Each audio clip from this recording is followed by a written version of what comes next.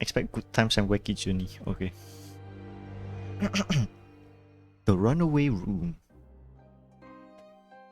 I have to wet my mouth first. 記録を読み返すと、あれは19世紀の終わり、厳しい冬のことだった。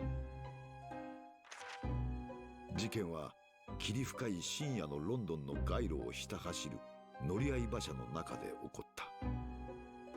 馬車には被害者と容疑者の両名のみ、複数の人間がその事件を目撃した。一体誰が想像しただろうか。この単純極まりない事件があのような恐ろしい結末を迎えることになろうとは。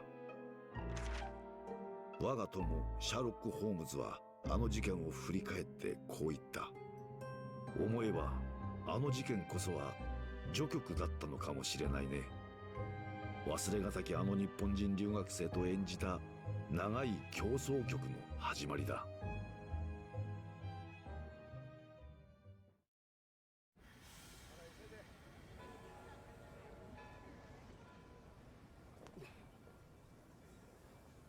すごい。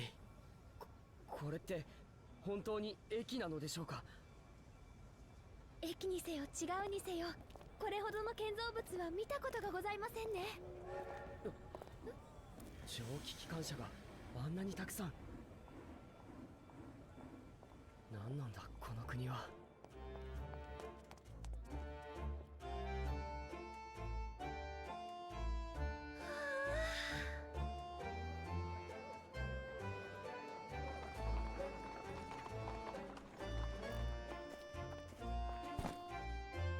なんだか夢みたいです。これが大英帝国の帝都。どう？あんたたち。はい。乗りなよ。どこへだって連れて行ってやるぜ。それでは官庁街の高等法院へお願いします。いいとも。あんたたち最近流行りの留学生ってやつかい？ええ。そうかい。それなら楽しんでいってくれよな。ようこそ世界の中心、大英帝国の帝都ロンドンへ。 That was cool, man. That's a cool ass opening. Birds. The 18th of February, 9:21 a.m. British Supreme Court Lord Chief Justice Office. Okay. No, but can I be real? Can I be real with you? Why the fuck? Like, how the fuck did that Englishman know Japanese?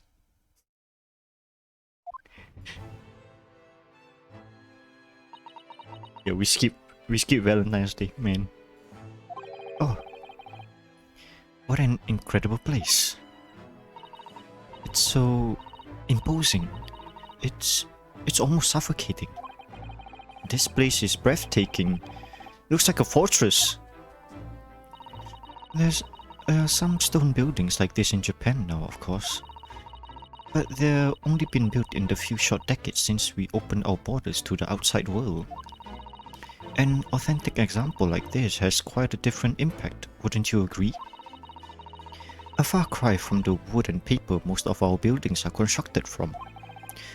It's certainly unfamiliar, but I think there's more to the difference than just construction materials. Are we in like Big Ben? Are we like in a clock tower or something? What is this place again? This is the Lord Chief Justice Office, Naruhodo-san. In the Supreme Court of Great Britain, of course. The Lord Chief Justice? We had instructions to report here at this time, if circumstances were different. We were supposed to let the Lord Chief Justice know that we had arrived from Japan. But Kazuma can't. No. So instead, we are here in a different capacity. As envoys to report the news of Sama's death. Yes. And having delivered his or her message, an envoy's duty is done. So we have to return to Japan? If we want to remain here in Great Britain, I have to take Kazuma's place as the law student selected for the study tour. Yes, Kazuma, man. Rest in peace, bro. Yes. Which means you need the requisite qualifications as a lawyer.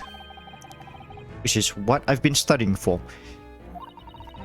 Here in Great Britain, it is the Lord Chief Justice who appoints lawyers.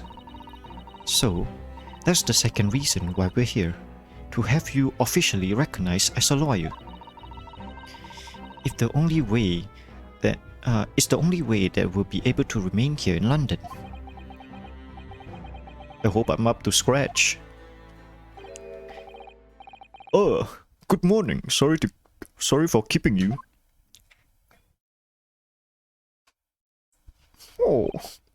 Oh. I trust you aren't too exhausted after your long voyage from Japan. It seems I'm 1 hour 12 minutes and 47 seconds late. My apologies. Oh, no. Don't mention it. We've never been happier than we're standing around with nothing much to do.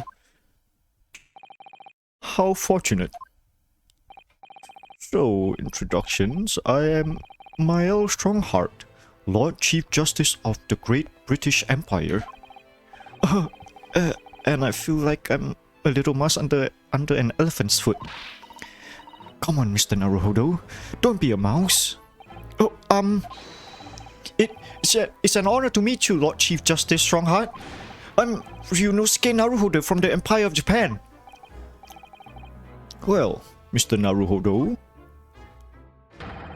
welcome to London, the capital of our glorious British Empire. Yes, thank you.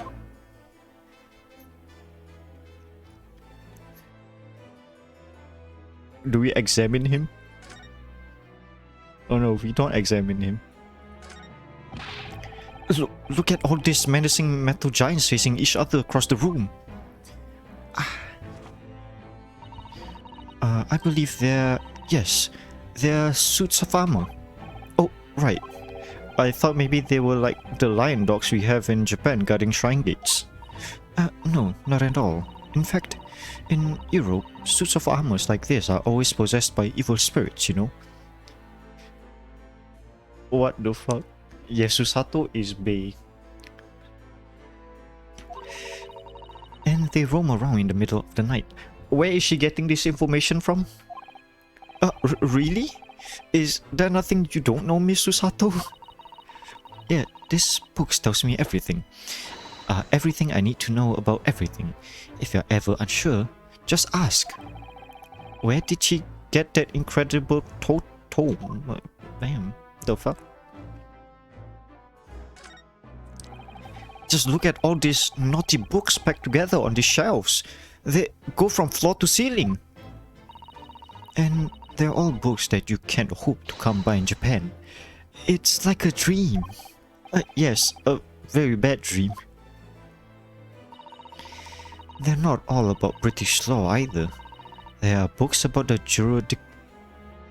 judicial systems of Western nations. Almost fuck up there. France, Germany, Spain, Holland? What about Russia? Why do you ask? I was wondering about asking the Lord Chief Justice how you say wardrobe in Russian. What do you think? I think perhaps it's a thought best abandoned.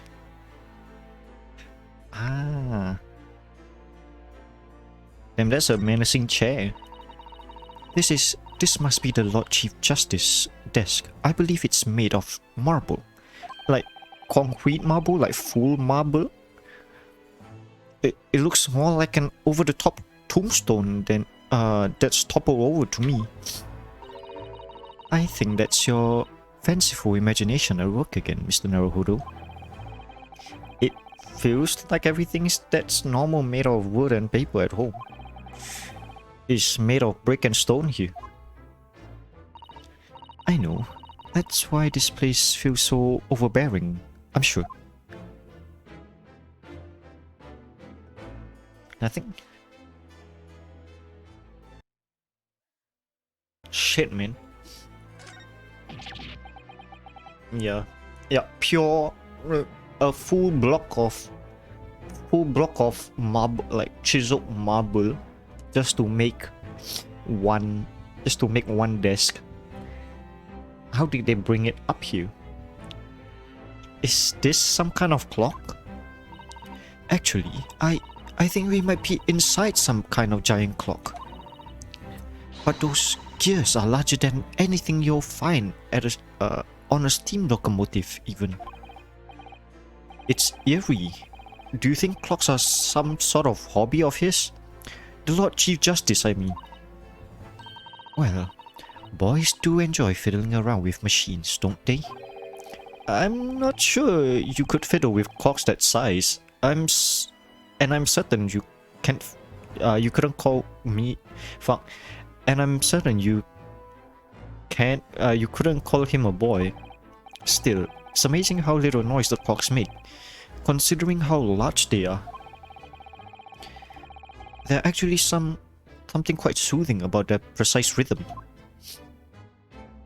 Yeah, how are they not like making noise though? Like the fuck? I need to like. This is what I like about like clockmakers and everything, you know. The only thing that you hear from a clock, like an analog clock, I mean, is like the ticking sound of like the second hand, like the seconds hand. Yeah, that's what I meant. Yes, converse please. London. So, what are your impressions of our capital so far? How do you like London? Technology of glorious empire is beyond your comprehension. Wow, man. Oh, well, help! I've been so nervous ever since I got here that I can't remember a single thing about the city. It's simply splendid, isn't it, Mr. Naruhodo? Oh? We have a wonderful view of some of London's streets from the carriage on the way here from the station. Everything is so impressive and grand. I must say I'm almost lost for words. I'm glad to hear you like it. The city boasts tramways, piped waters and gas, even cables supplying electricity. We spearhead every revolutionary new technologies in the world. Every visitor to London is astounded. Oh yes, astounded is the word. Thanks for saving me there, Susato-san. And everyone seems so jolly and full of vigor. Yes, there's much excitement around the upcoming great exhibition we will be hosting here in London. Great exhibition? Cultural and technological achievements from around the globe are to be exhibited here in our great city. It will be the greatest spectacle of its kind in history, and will make Paris World Fair look like a toy shop. Gosh, I can hardly imagine how magnificent it's gonna be. Great Britain's capital city is nothing but magnificent. London is in the center of the modern world. Even if you do say so yourself. The sun will never set on our great empire. Yes, perhaps it is fate that in these progressive times we welcome visitors from the land of the rising sun.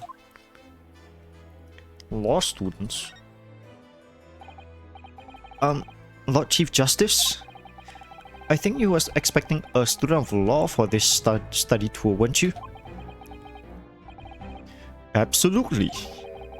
Mr. Kazuma Asogi, if my memory serves me right. That's right. The British government has already been telegraphed a full report of the situation. I understand the young man has lost his life aboard the steamship bound for our shores. That's amazing. The news reached him before we even arrived. My country naturally extends its deepest condolences to yours. Oh, thank you. And you honored this appointment specifically to inform me of the news? Yes. We are here in the capacity of envoys from Japan to report the sad news in person. They tell me you Japanese are people of protocol and courtesy, and I see that is true. And it is with some regret that I must inform you that the death of the young lawyer means this study tour arrangement can no longer proceed. If you would just hear us out, Lord Strongheart.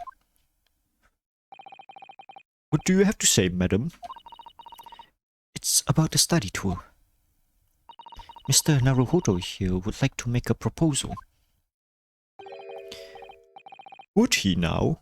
Well, Mr. Naruhodo. This is it. This is it then. The moment of truth. Continuing the study tour. The thing is, Lord Justice, Lord Strongheart, I was wondering if perhaps you would consider allowing the study tour to go ahead. We got a contract loophole that we like to use, which is... Don't misunderstand me. Britain would ideally like to see the tour go ahead. But without the lawyer from your country, there's nothing to be done. Well, in that case, what if there was someone else? Another lawyer from Japan, I mean. Is there something I don't know? Only a single lawyer was invited to Great Britain from your country. And that was Mr. Asogi. At least that is what I've been led to understand. Well, the thing is, this really isn't going well at all. I just can't seem to figure the right words to say this, to say to this man. Mr. Naruhodo, I could ruin things here if I'm not careful. What am I supposed to say? If there's someone else here from Japan who would like to be described as a lawyer, it's me! Dio! It's me! I can do it! Is that so? I mean, I don't actually have any qualifications as such, but... No qualifications, you say? And yet you still claim to be a lawyer? I have acted as a lawyer in court before. Oh, only once, as it happens. And I had customer to help me, and I was the accused, but glossing over the details. I've been spending every spare moment of the journey here to Great Britain studying. I've learned all the British law and court proceedings while I was on board the SS Burya. The voyage from Japan is some 50 days, I believe. Not what you might call a full education. To become a qualified lawyer here in Britain, not only do you need a university degree in law, you must also complete several years of training. I realize it's far too short a period of time, but I can't just go back to Japan. Kazuma, I mean, Mr. Asogi's journey has only just begun. Coming here on this study tour was all he thought about. I have to carry on and do everything he planned to do. I know it must sound like I have an overly inflated opinion of myself, but I would do anything to prove that I have what it takes. Any test you care to set for me. Just one chance. That's all I'm asking for. Please. 31 seconds. Sorry? Your opening statement there, Mr. Naruhodo. It was 31 seconds long. Not too brief, not too protracted. A perfectly judged appeal, I would say. Which is a skill that would stand you in a good stead as a lawyer. Thanks. So, you're willing to put those words to trial, are you? Well, I'm all for entertainment. Huh? But let me ask you one thing first, sir. Yes? You say you intend to do everything Mr. Asogi planned to do. Are you firmly set on that path? Well, yes, that's my intention. I see. Am I imagining things? Or did his expression just alter a fraction there all of a sudden? Very well. You have your wish. I'll give you a chance. A test to become a specifically certified lawyer. Whether you pass or fail is entirely down to you. Really? Test. So, what form will the test take exactly? Tell me, Mr. Naruhodo, what do you consider the role of a lawyer to be? Well, defending people, of course. Well said. So, let's have you defend someone. Huh? Your timing is perfect, in fact. There's an apt trial about to begin later today. No advocate has been appointed for the defense as of yet, so this will be welcoming news. Today? Straight away? If you manage to secure a verdict, if you manage to secure a verdict of not guilty, you'll have passed my test. What could be simpler? How do I get myself into these situations? Well, could I ask, what sort of trial is it, Mr. Lord Strongheart? Yes, great question. I remember. It is a murder trial. A murder? An extremely simple case, I understand. You really can't lose. That's easy for you to say. But I should mention, just in case. If the defendant is found guilty, he will of course be sentenced to capital punishment. Capital punishment? He'll be put to death?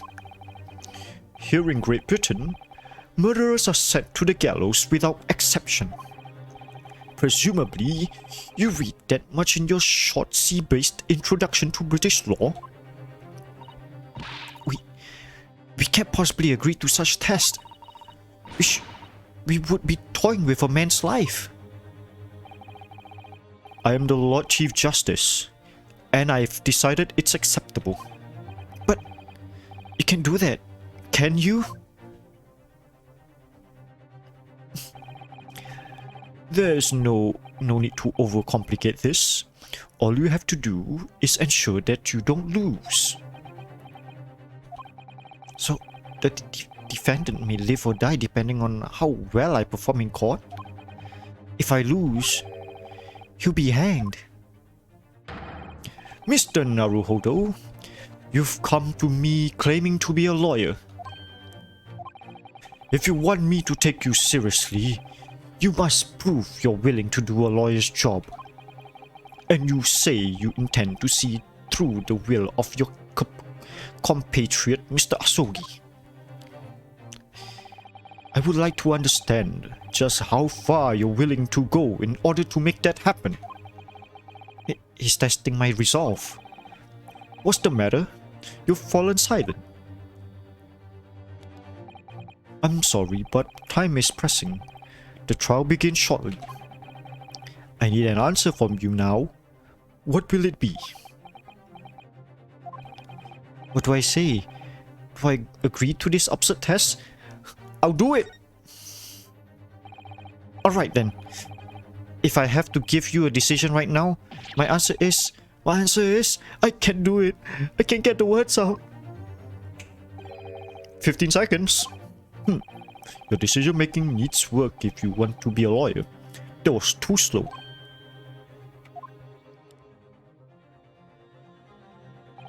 So, it's as I suspected, is it? Sorry? You have noble intentions, but lacking the resolve to see them through. The test is cancelled. Thank you for stopping by. Go ahead and acquire your tickets to passage back to the east tomorrow. This conversation is over. Yes, Lord Strongheart. Thank you for offering me a chance. Mr. Naruhodo. I'm sorry, Miss Susato, but what can I say?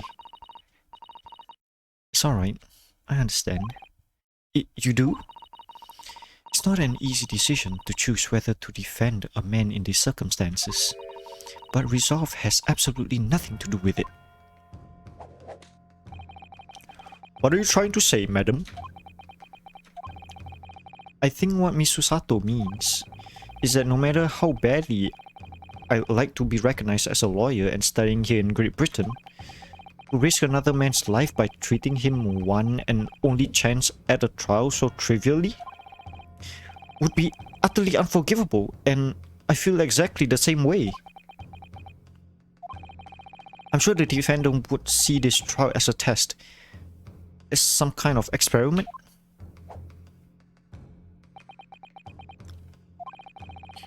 A lawyer may fight for his clients in court day after day, but for each one of those clients, the particular day they stand in the docks may be the only chance they have to fight to prove their innocence.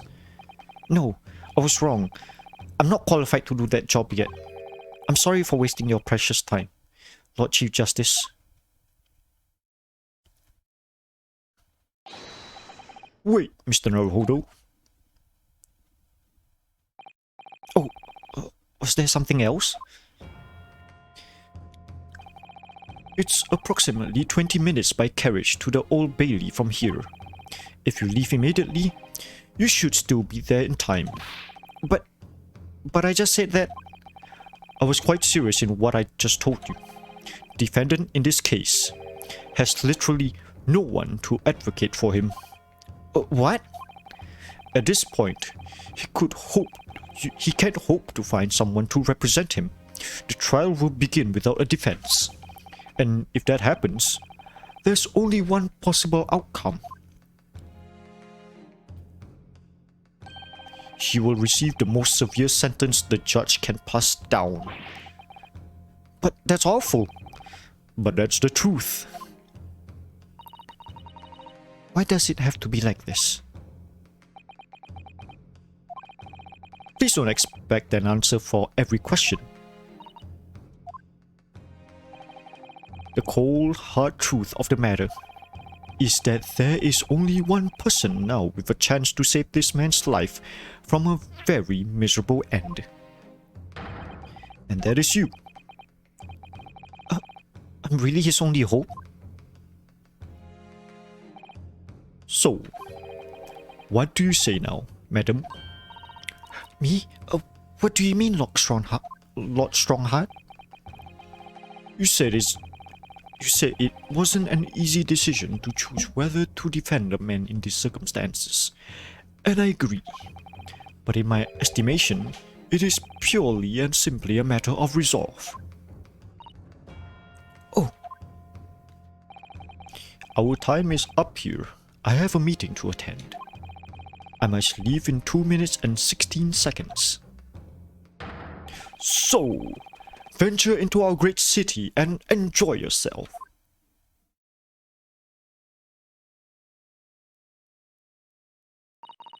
He's gone. The Old Bailey.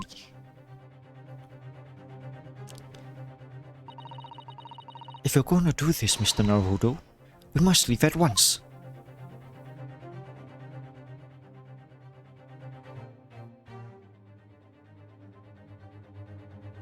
Okay.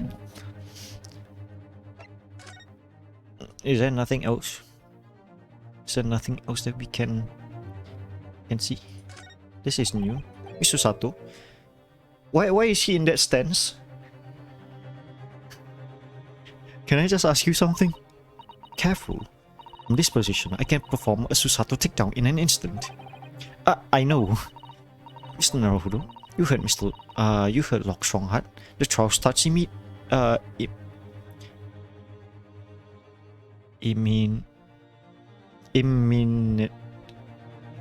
is it like immediately?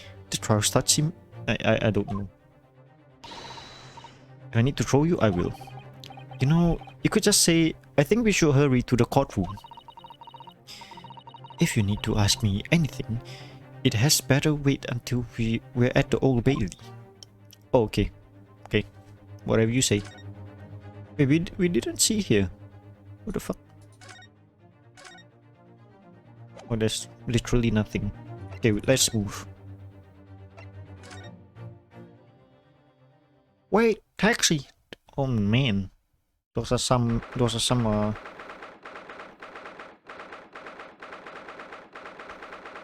it's the mobs. It's the coppers. 9:45. Wait, it's only been like how many minutes though? Is it 20 minutes? Was it 20 minutes?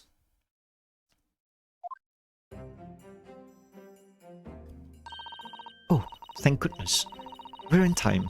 There's still 50 minutes until the trial begins. I never knew a horse-drawn carriage could go so fast. I thought my teeth were going to rattle loose. Did you hear what I said to the driver when we climbed aboard?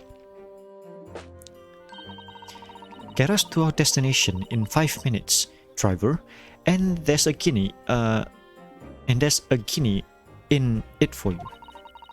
It's one of my favorite lines from the Herlock Sholmes story, and it worked quite perfectly. I'm not sure why you're so pleased. I thought we were going to die, and we had to pay gold for the privileges. Well, at least we arrived here before the trial started. Yes, I suppose there's that. Anyways, I don't understand it. The courtroom clerk said the defendant should be here. Is it Larry?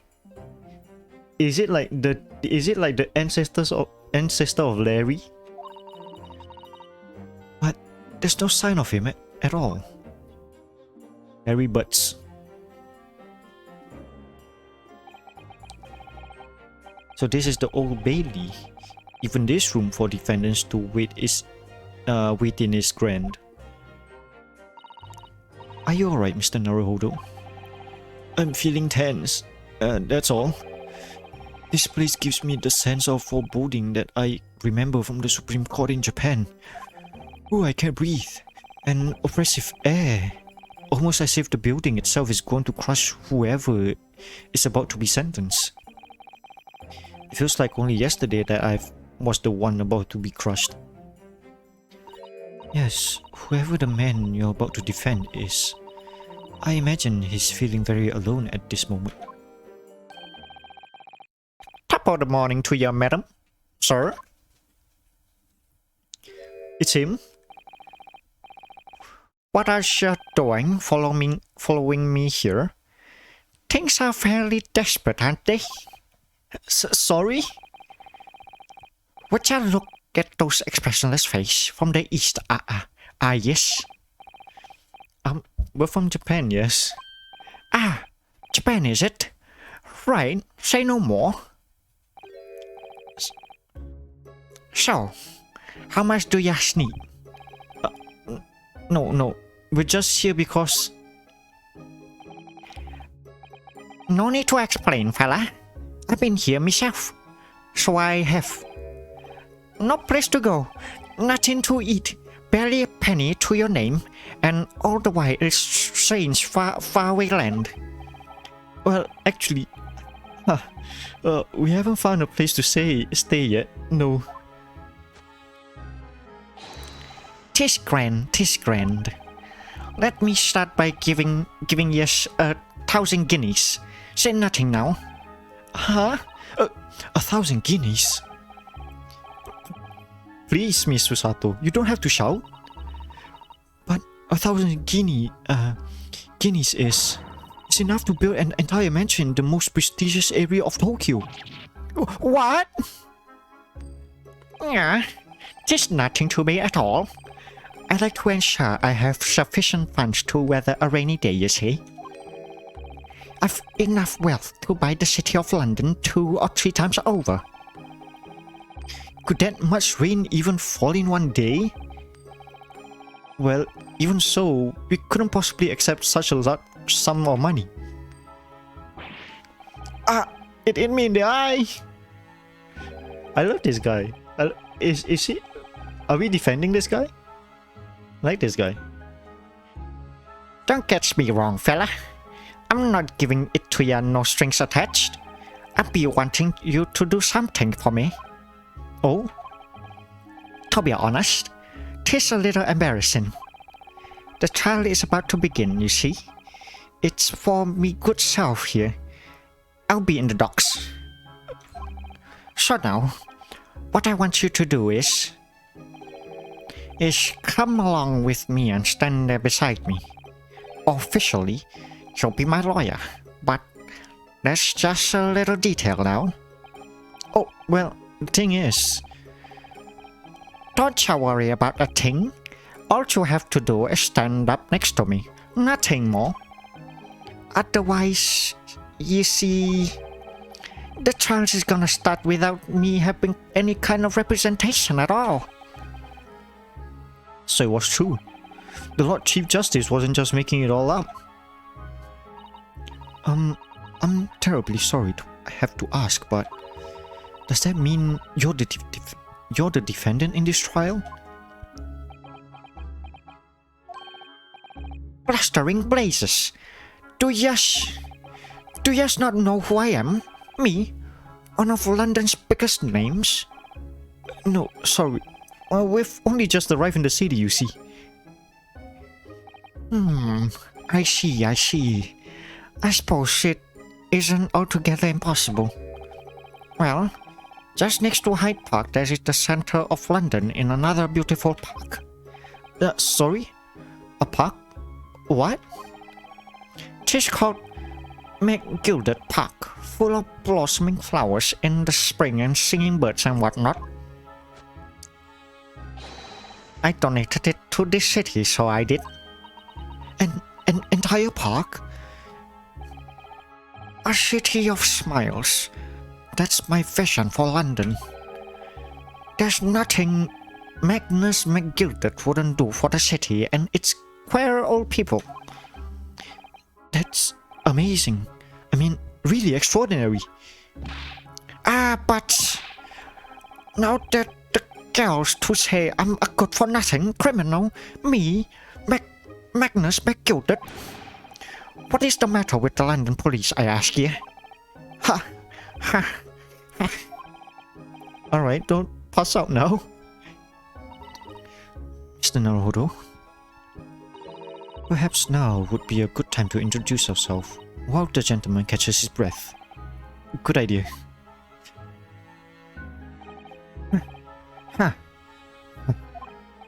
Mr. McGilded, the thing is, we're actually here in London to study British law. We're law students and on a study tour from Japan, you see. So, you don't have a lawyer for this trial yet, and you'll be happy to put yourself in our hands. What was I saying after saying, you're deaf, is it? I've given you 1,000 guineas to stand up there next to me, haven't I?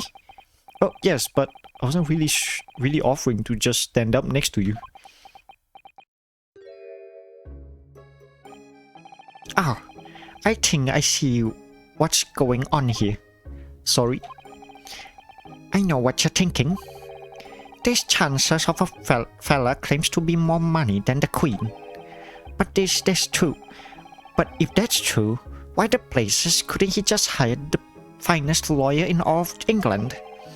Because he did. That's the only explanation. Well... Exactly. Yes, exactly. What now? Well, like you said, if you have all the money but you don't have anyone to represent you in court, there's no other logical conclusion than that you're guilty of it. Guilty of the charges. Yeah, fuck.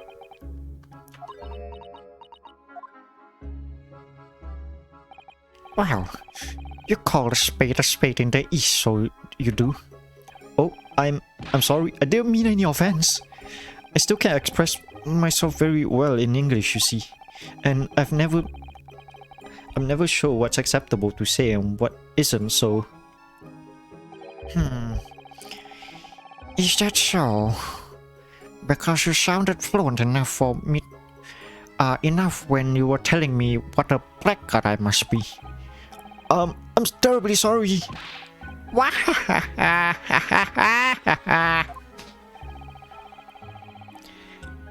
I can't say that I blame you for thinking it, fella. It is a little strange, to be honest. Why don't you have a lawyer, I mean? That would be to be fault of the Reaper. Sorry?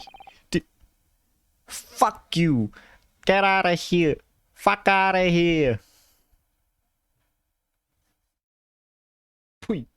Taking all the usernames. No spots. Pui. I spit on you. Sorry, did he just say the Reaper? The Grim Reaper of the Baileys, Lord Barock von Zykes. Here's the prosecutor. The prosecutor is the Grim Reaper? When Zykes stands for the prosecution, they call the accused his sacrificial lambs. Barock Zama. Oh, yeah, I saw him. Is he Edgeworth? And to this day, in every single trial in which he's been the prosecutor, the accused has been damned. What? So it reached a desperate situation where there is no one willing to stand in defense against the fella at all. You could say he's a living legend of the Old Bailey. Goodness, Lord Barock Van Zykes. He must be an exceptional talented prosecutor then. Talented isn't the word you're looking for, madam. It's cursed. Cursed? What on earth? The defendant is summoned, and his counsel. Please make your way into the courtroom. The trial is about to begin. His counsel? That would be me. Oh, this time. Well then, fella. Don't let me down. But I don't know anything about the case. You haven't told me what happened. Until you show your face here. I've made up my mind, so I have. Sorry? I've decided I have to defend myself in there. How would that have to work? But then you made an appearance. A student of law wouldn't you say? 'Tis no accident. I can assure you of that. 'Tis fate. So don't get cold feet though. Please? Such a eccentric man. I love him. Would he be a recurring character though? It would be I would like him to be a recurring character. I literally know nothing about the case and about this man who stands accused. In fact, the only thing I do know is that I can't just turn my back on him. Okay, give it to me. Mr. Naruhodo. The man has no one. He'll have to stand alone in that courtroom, armed with nothing to defend himself. Yes, something that Kazuma would never have allowed to happen. Counsel for the defense. What are you doing? If you're late for the start of the trial, you will lose your right to stand. Let's go. I'll be right there. Yes, Susato-san. It's happening then. My first trial in a British court. I hope you're watching over me, Kazuma. Because I have no idea how I'm going to manage this.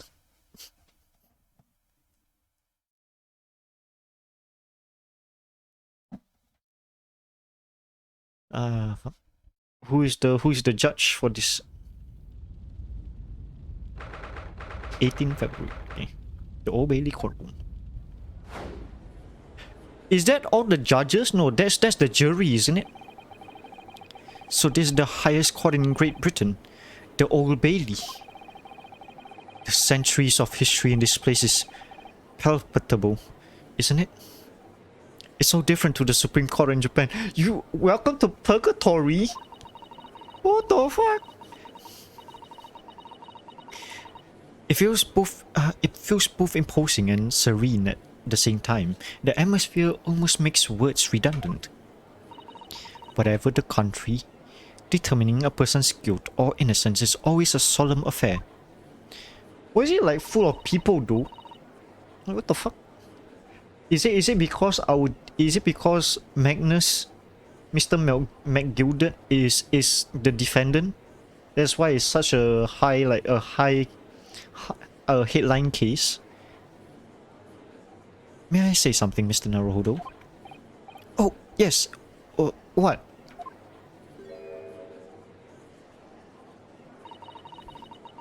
Your eyes looks ready to pop out of your head again. I know, but I just can't help it. Silence! Oh my god! Oh!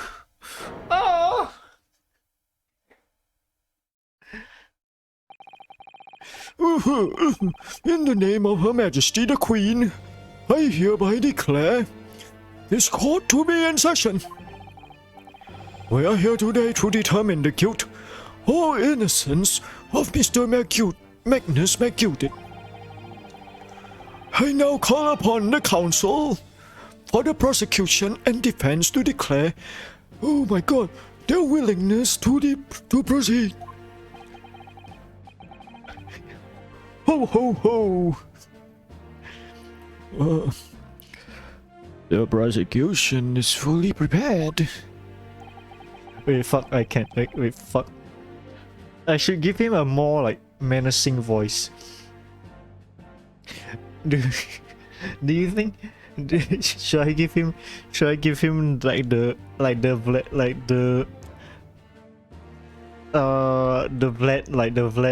voice, like, I want to suck your blood. That must be the Reaper of the Baileys. He really does look fully prepared to dispatch his next poor victim to the underworld. Counsel for the defense, you appear to be Eastern. Do you speak English? Oh yes, of course. Sorry. But he asked if the defense was ready. And I couldn't be further from ready if I tried. Those eyes please me. Nipponis.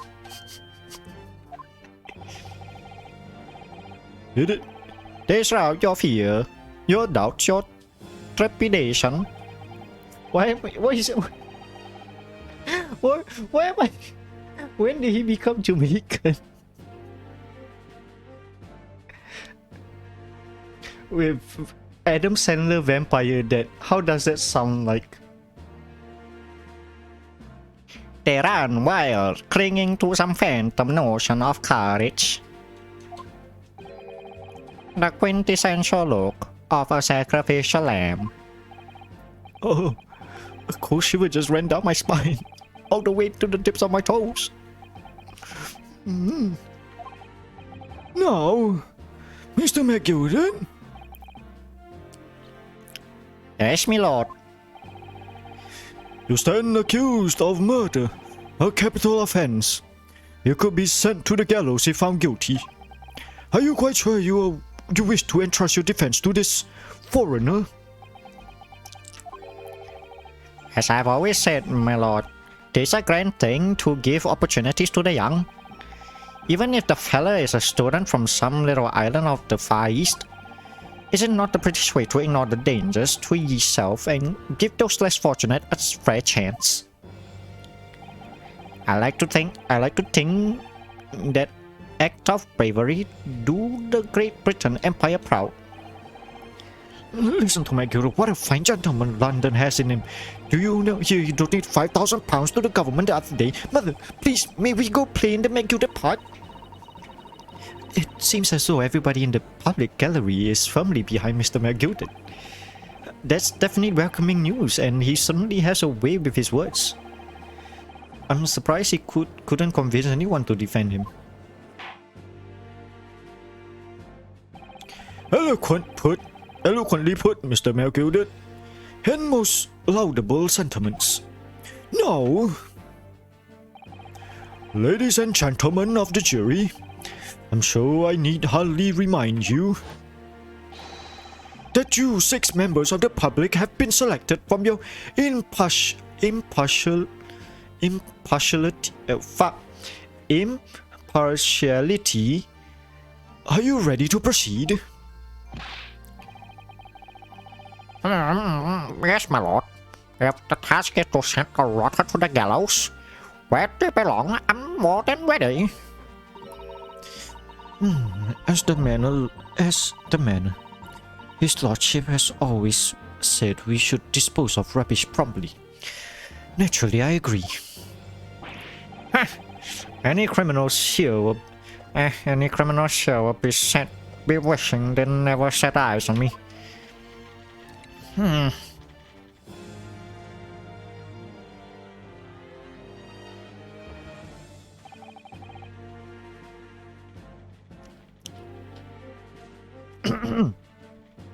I feel a chill. Oh, don't mind me, dearies. I'll be getting on with my knitting. Must finish this mitts for my grandson. Which one is sus? The maid. The maid is sus. Mr. Naruhodo. Mr. Naruhodo, those people are the jury. Yes. That's something we don't have in Japan yet. That's right. I've only ever read about it. But here in Great Britain, the court's final verdict depends on the opinion of the 6 jurors. The judges pass a sentence according to the law, but the jurors determine guilt based on common sense. So the defendant is ultimately judged from 2 completely different points of view. But how exactly do the jurors give their verdict? That I don't know, but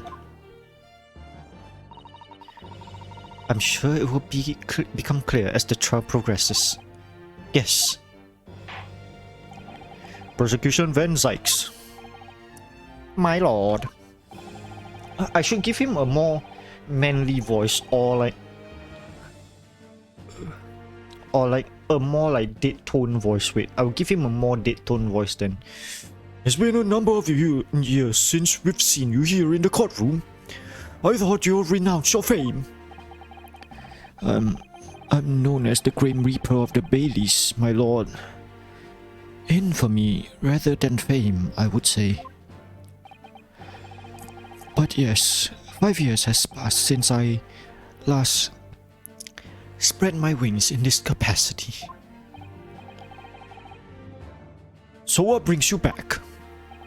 Is there some changes of circumstances of which the court should be aware?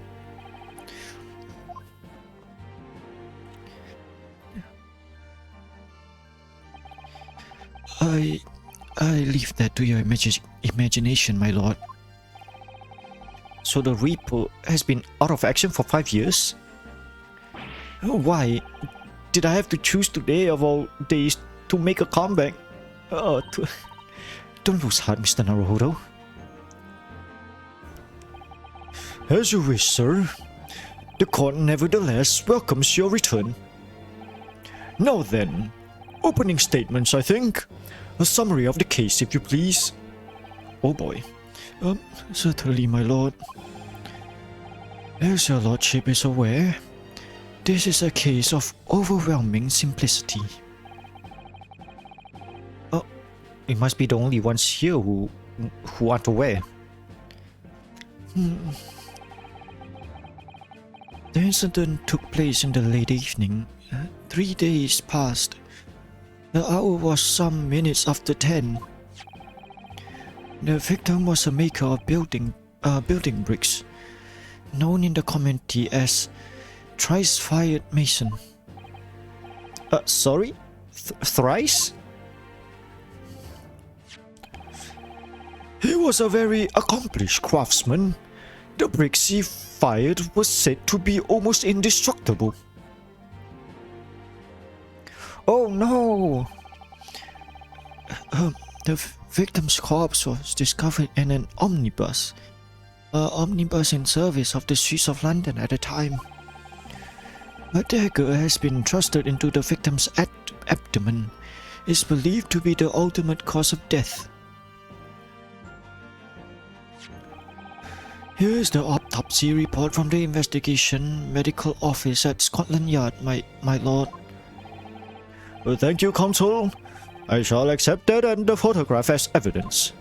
The autopsy report have been added into the courtroom records. The photograph of the crime scene has been entered into the courtroom record. I think the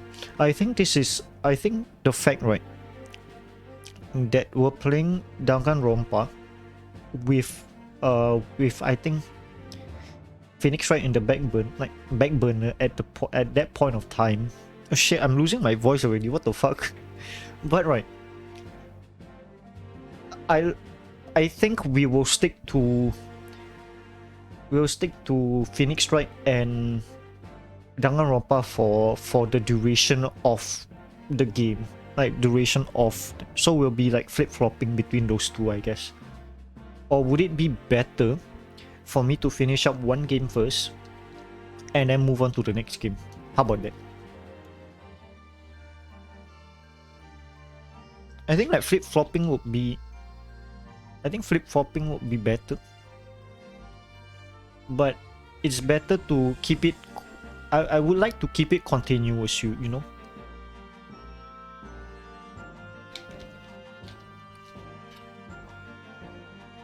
We'll see next year. And one further item of evidence. The prosecution wishes to submit this as well. This and this are? Good lord! Is that blood, counsel? Yes, my lord. Seized by the policemen who arrived at the scene. These gauze-soaked gloves were taken from the hands of the accused when he was arrested. What? Mr. McGilder's gloves has blood on them? It's nothing. Yes, I will accept this as evidence as well. The defendant's leather gloves has been entered into the courtroom records. How did I get into this? I'm backed into a corner before I even started. Continuing. According to the driver of the omnibus, there were only 2 passengers traveling inside his vehicle at the time. Only 2? Obviously, one of the passengers was the deceased brickmaker, Mr. Mason. That is concise, concrete evidence. The other was the accused, Magnus McGilder.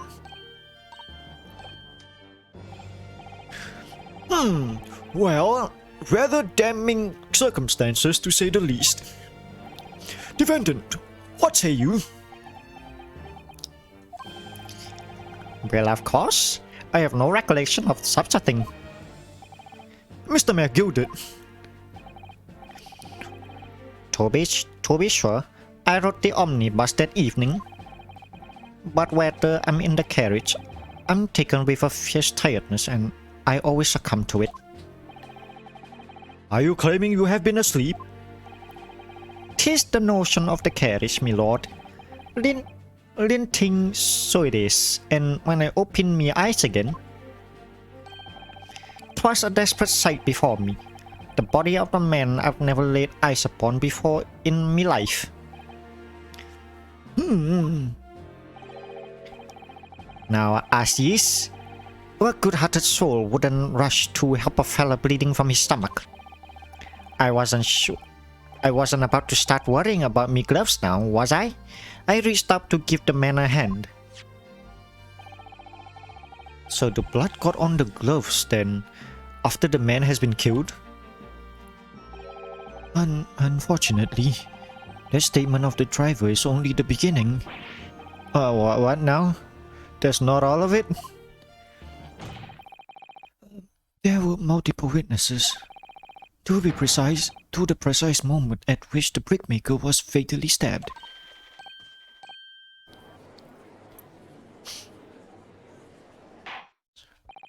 Order!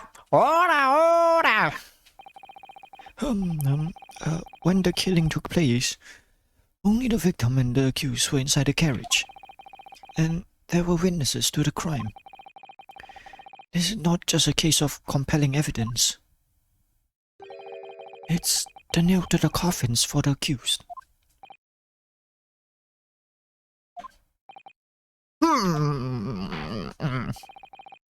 Thank you, counsel. The circumstances of this crime has been made quite clear. I think we will hear testimonies from these witnesses first of all. Your wish is my command.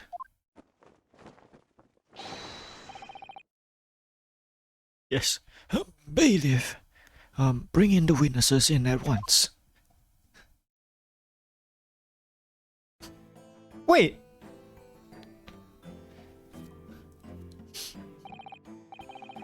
Witnesses, your name and occupation. My name is where everybody calls me Beppo. I drive an omnibus in the East End. Rules fair play. I'm a banker in the city. My name is First. Lady First. I am make hats for gents. Why is his name Ladies First? He's a true gentleman even to the name. Yes, let's begin by confirming the facts.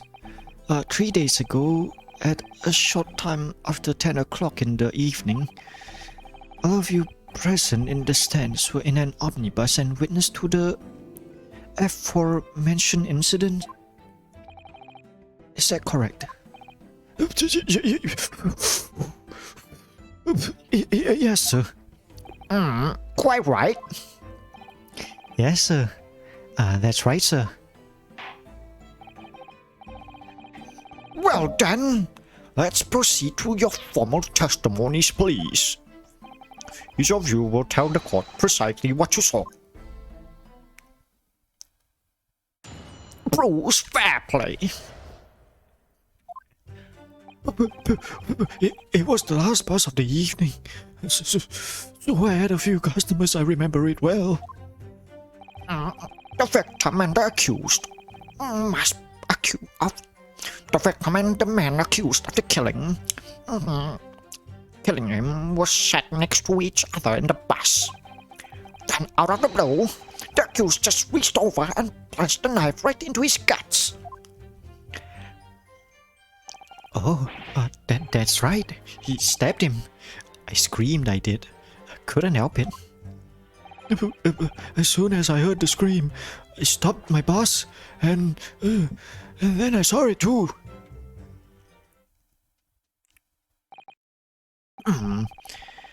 Unambiguous testimony, I would say. Exactly, my lord. This man witnessed the incident in the omnibus with their own eyes. I'd like to ask a question, if I may. Yes, counsel. Well, this testimony makes absolutely no sense to me whatsoever. Why not? Well, the incident took place inside a moving carriage, didn't it? As has been clearly stated from the outset, yes. Well, In that case, how could these two witnesses possibly have seen what happened? There's no way they could have seen the inside of the moving carriage.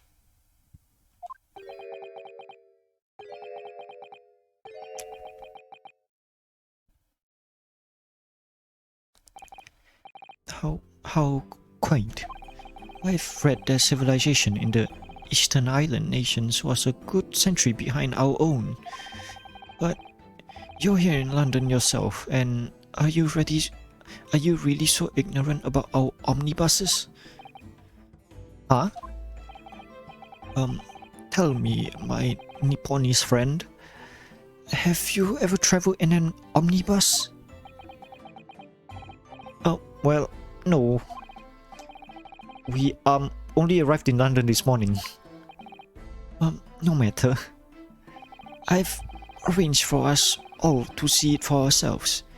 The actual scene of the crime, that is. What?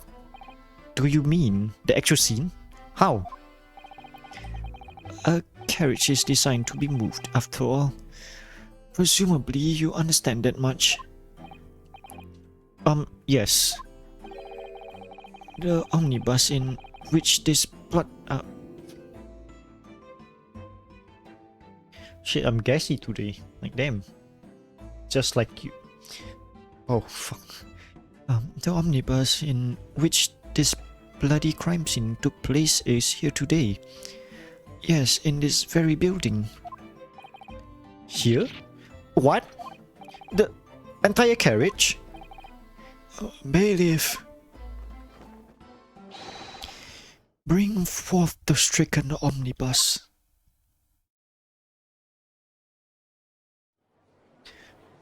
How did they fit that into the door? What the fuck?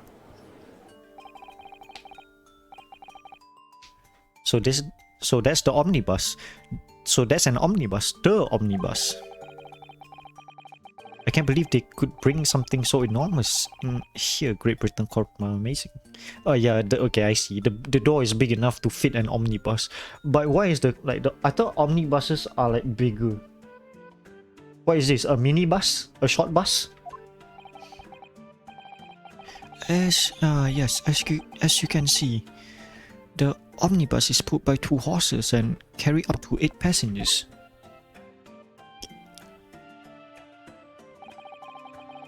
Four passengers seated inside the enclosed cabin, and another 4 on the rooftop deck above. Every Londoner knows that the very best view of the city's architecture and sights are to be had from the top of an omnibus. And I should point out to our foreign guest that there's a skyline in the roof, allowing a view of the interior from the seats above. Ah, a skylight. Oh, yes, the penny drops at last, I see. These 2 gentlemen were occupying the rooftop seats of this omnibus, where the murder took place. That is how they came to witness the grim incident. He makes ladies first, right?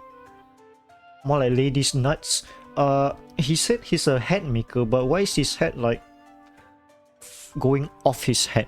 Like, why can't he make himself a better head? Through the skylight. That makes perfect sense. Well, counsel, this is a first. In all my years behind the bench, I've never experienced the crime scene itself being brought into the courtroom. Fuck, man. Arvin, what's with you today and your words of wisdom? You are spitting facts, my dude. Yes. There are a number of important clues remaining inside the carriage, my lord. I would like to submit the omnibus itself as evidence. That is the prosecution's wish.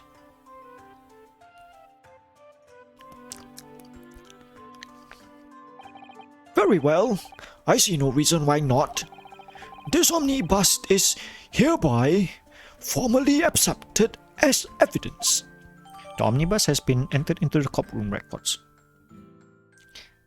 Starting today, you are a host. Whoa. Hi, Ash. Good evening? Good evening, I think. Yes, good evening. How's your evening so far? How was stream?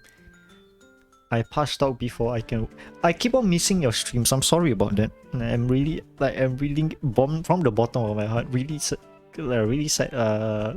Sorry about that. I can't believe it. The entire crime scene entered as evidence. Yes, Great Britain is simply extraordinary. I couldn't help myself a lot. I could help myself a lot by giving that omnibus a thorough examination, seeing as it's here.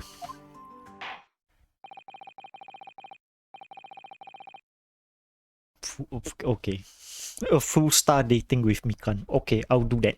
I'll do. A full star? No, my boy Gundam. Yes, let us continue with the proceedings then. Your cross-examination, counsel. Pray, I don't expect this Nipponese stray to understand the intricacies of a British courtroom cross-examination rights.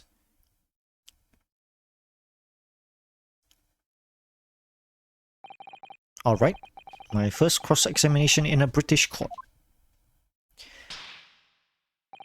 Focus, Ryunosuke. Focus! Padang! What the witness saw? Okay, I'll read this in like normal. It was the last bus of the evening, so I had a few customers. I remember it well. I'm gonna press this. Yes, I think it was sometime after 10, wasn't it? Wait. Oh yes, sir. That's right, sir. Yes, ever so cold. It was, sir. It was freezing, in fact. Nobody? Okay.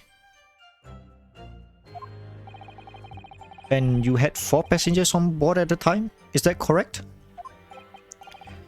Yes, that's right, sir. Not all traveling in the same part of the bus, of course, though. No. And there were no other passengers when the incident took place? No one alighted, for example? You're quite right with that, sir. No other passengers like that. No, none. So nobody fled the scene of the crime then? I have to say, the boss insisted on it running, he does, every evening, that last bus of the day.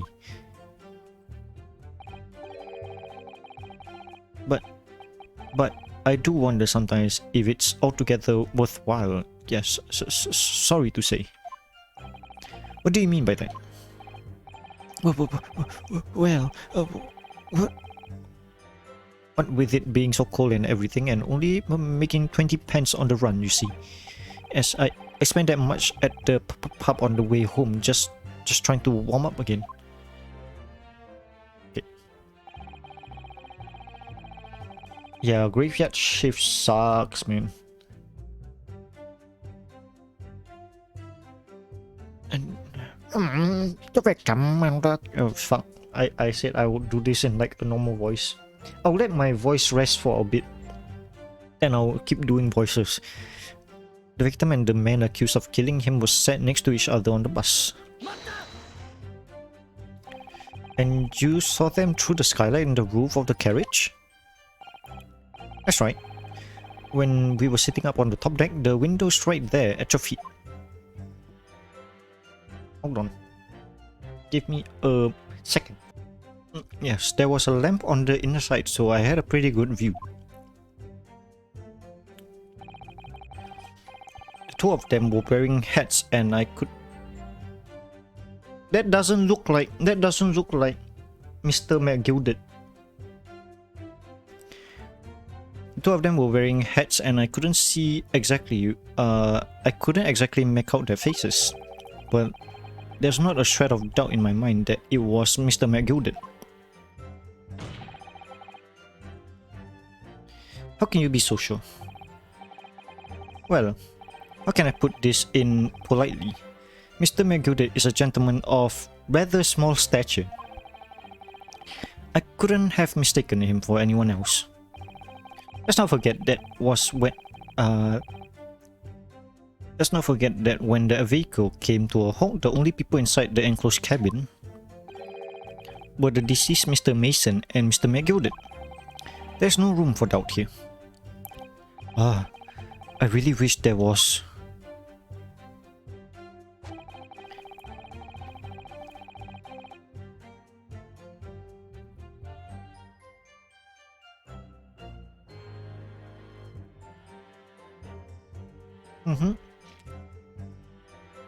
Then out of the blue, the accused just reached over and plunged a knife right into his guts.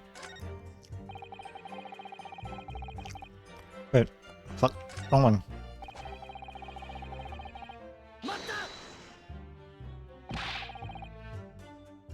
You really saw the exact moment it happened? Didn't I already testify to that? Or are you fair dinkum, hard-working city bankers not considered trustworthy enough these days? Oh, no, I didn't mean that. This is no good. I've really got his back up. Perhaps you could just tell us who you saw in a little... My lord. Juror number 3, what's the meaning of this? My mind is made up, my lord. Completely and utterly made up. Made up about what? I didn't like the stinking rich. Never have. They're always up to something or other than they shouldn't be. Every one of them.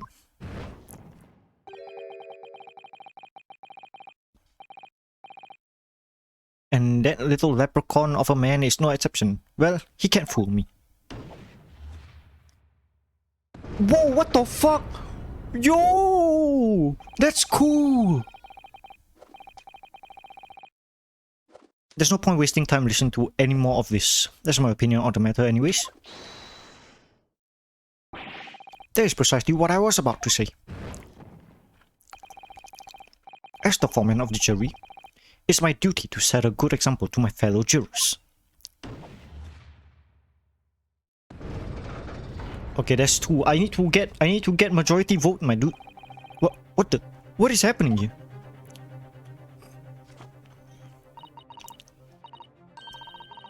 Yeah, let me see. Yes, it seems they have... That's how the members of the jury gives their verdict. With fire? Yes, apparently yes. White for innocent and black for guilty. As the 6 members of the jurors have made up their minds about the case, one by one, they each cast a ball of fire into the great scale of justice, as we saw a moment ago. What is this? So if those enormous scales fall completely to the black side, does that mean... Let's do our very best to make sure that doesn't happen. I'm even more worried than I was before. Very well. The court acknowledges the change in the jury's stance. Counsel for the defense, please continue with your cross-examination. Ha! This is a nightmare.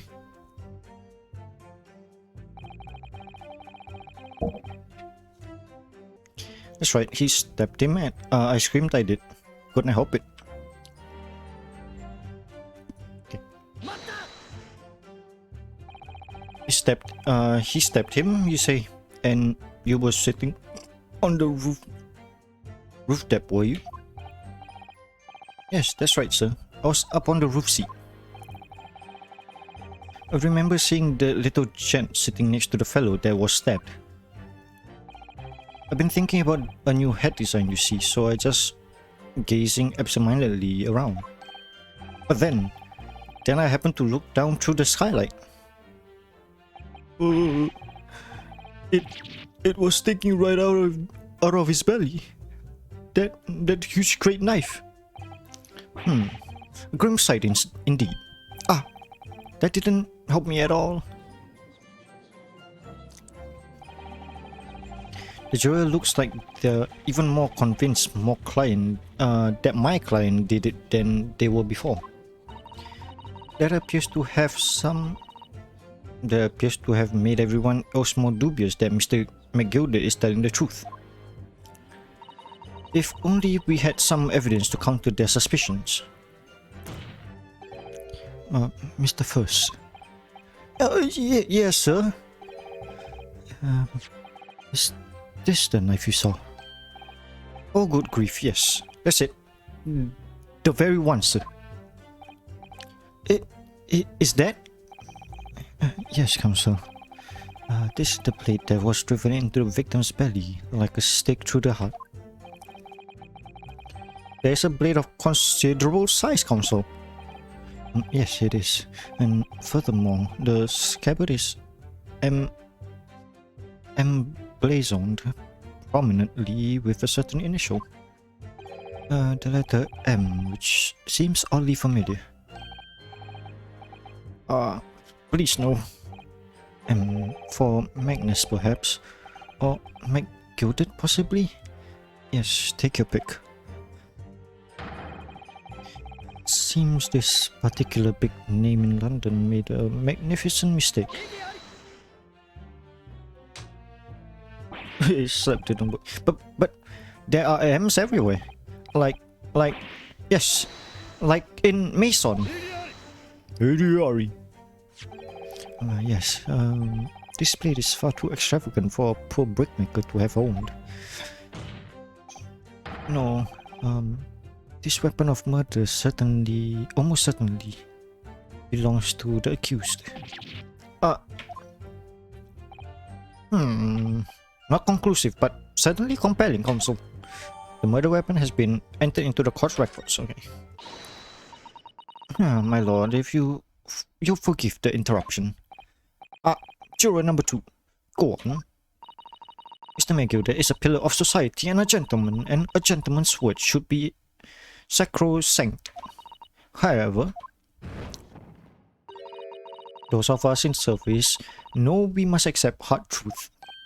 Wait, what are you on about? Dispose of the rubbish. No. That's half of the jurors down. I don't wish to cause offense, but I do like to eradicate all traces of filth and grime.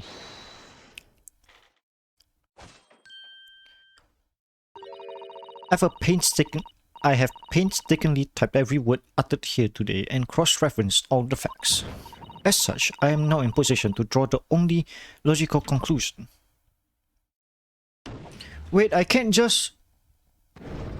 Wait! What? I can't just... press? That's 4 out of 6 jury members who proposed a guilty verdict. There are only 2 left. Had it. Every time I press these witnesses for more information, I just make the situation worse. Nevertheless, what we need more than anything at the moment is more information. We're still very much in the dark. I suppose I'll just have to keep pressing the witnesses, knowing that more sparks may well fly.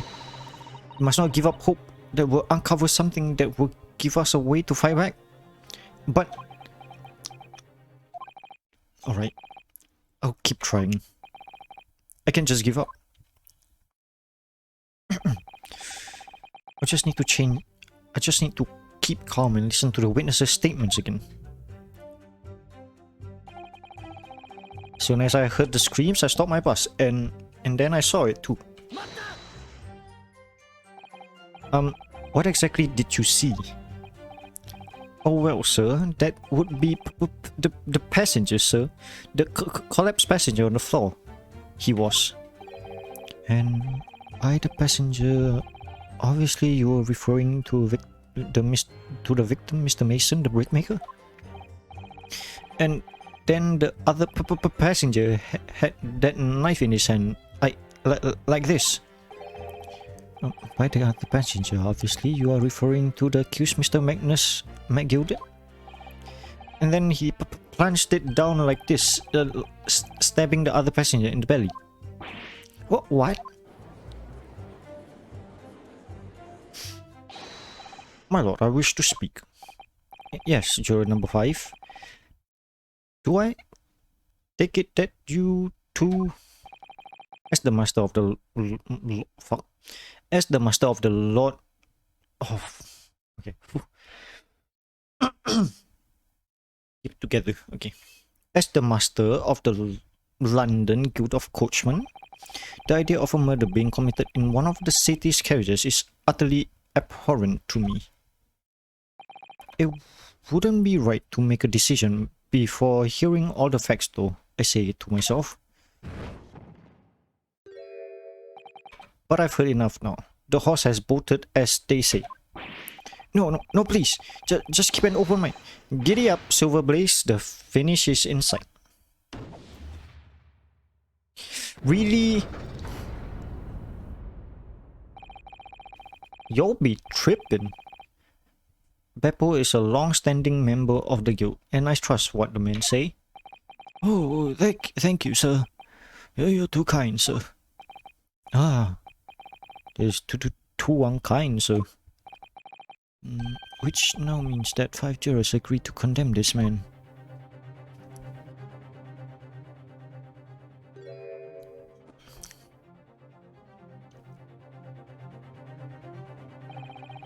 Madam Juror number 6. Oh dear. What can I do for you? You have heard the testimonies of the witnesses in the stand? Oh yes, I certainly have. Still got my hearing, you know. And pray tell, why are you yet to pronounce your leaning? Well, dear, the thing is, I'm a creature of habit, me. I always go to the park at around this time of day and sit on a nice bench and get on with my knitting. There's a lovely little park just near where I live. McGilded Park it's called. The gentleman donated it to the city, you know, to put a smile on Londoniers' face, he said. I can't imagine such a fine young gentleman would have it in him to take another man's life. He's always doing wonderful things for the city. That's right, a man like him wouldn't stab someone, surely. Mother, maybe you go to the McGilded Public Library later and borrow some more books? How many Londoners live with their heads in the clouds? Do you people not know what kind of a man Magnus McGilded really is? What kind of man he is? The philanthropist Magnus McGilded has enough wealth to purchase the entire city he claims to value so highly. But where did he get all this wealth from? Your client is in Shylock, sir, and one with the very darkest of soul. What? Oh, the gross! McGilded lends monies at extortionate rates of interest, so his victims have no hope of repaying him. When they default, he takes possession of everything they own. He is a vulture that preys on the weak. I've never heard of any mention of that before. Your faculties haven't deserted you, I'm sure, madam. So, has this thought not crossed your mind? Would a man wealthy enough to buy London in its entirety not have a carriage of his own? What possible reason could this man have had to make use of a public omnibus service? You're not saying that the victim, a brickmaker, has next to nothing to his name, save considerably financial liability. It will come as no surprise that his creditor was the accused Magnus McGilded. But let it also be known that the very day Mr. Mason was killed was the final repayment date of his debt. Good gracious!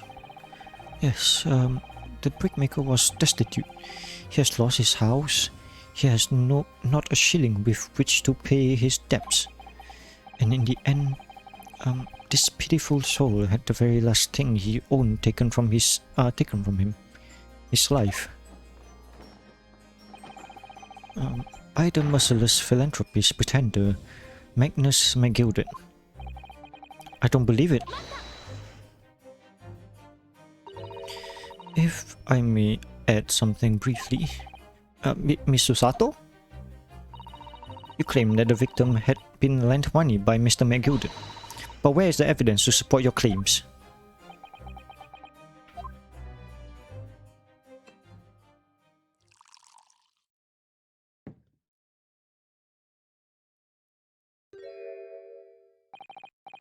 Pray for giving the discourtesy of filling my hollowed chalice in a court of law.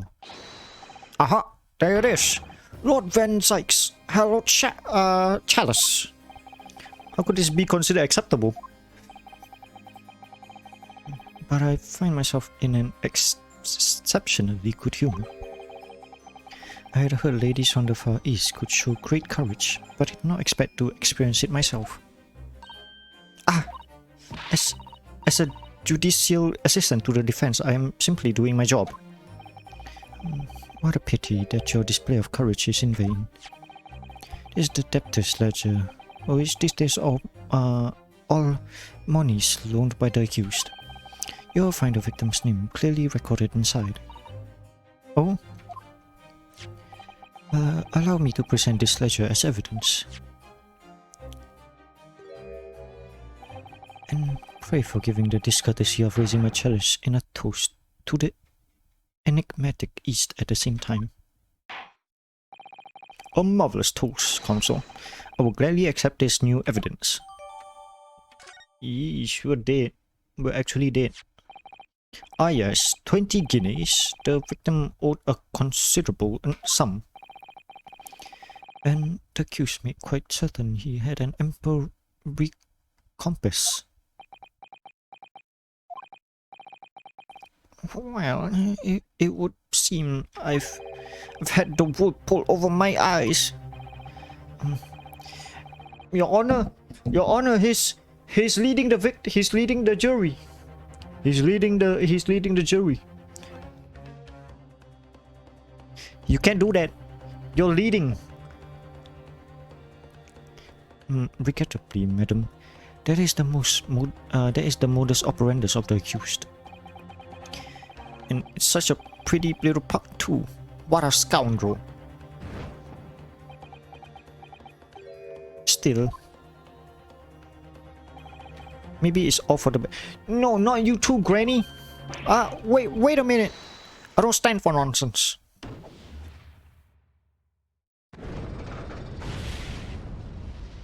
Good it.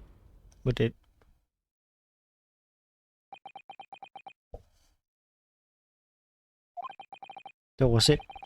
The last juror's decision.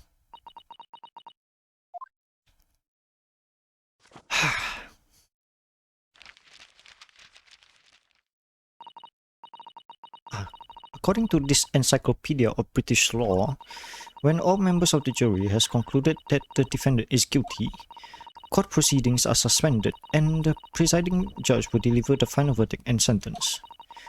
That's what it says here. The final verdict. It's over then. Oh.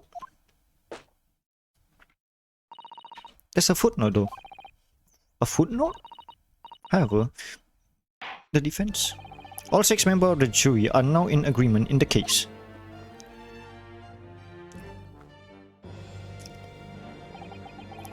Allow me to convey my respects for your swift and righteous decision.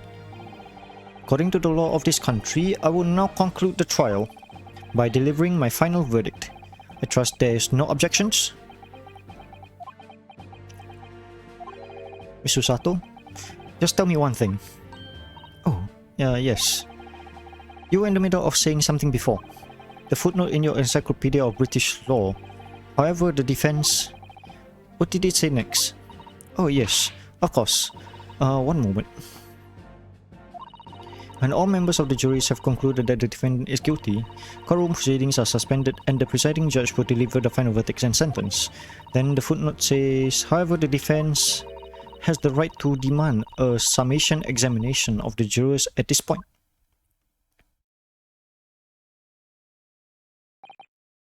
A summation? Examination? A summation examination?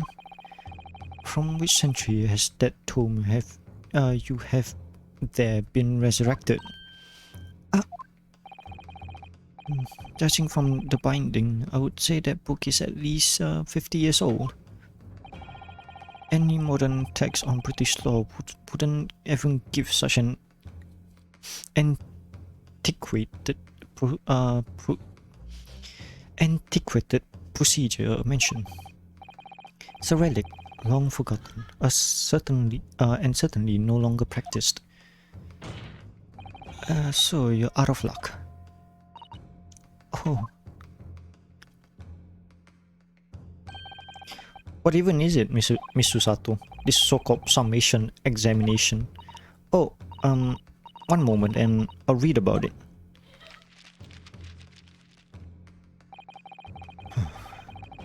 You wouldn't demand the right to a proceeding before you even understand what it entails? Typical Nipponese. Alright, Mr. Naruhodo, I think I understand. Seems that under this procedure, you would be able to appeal to the member of the jury. To do that, to do what exactly?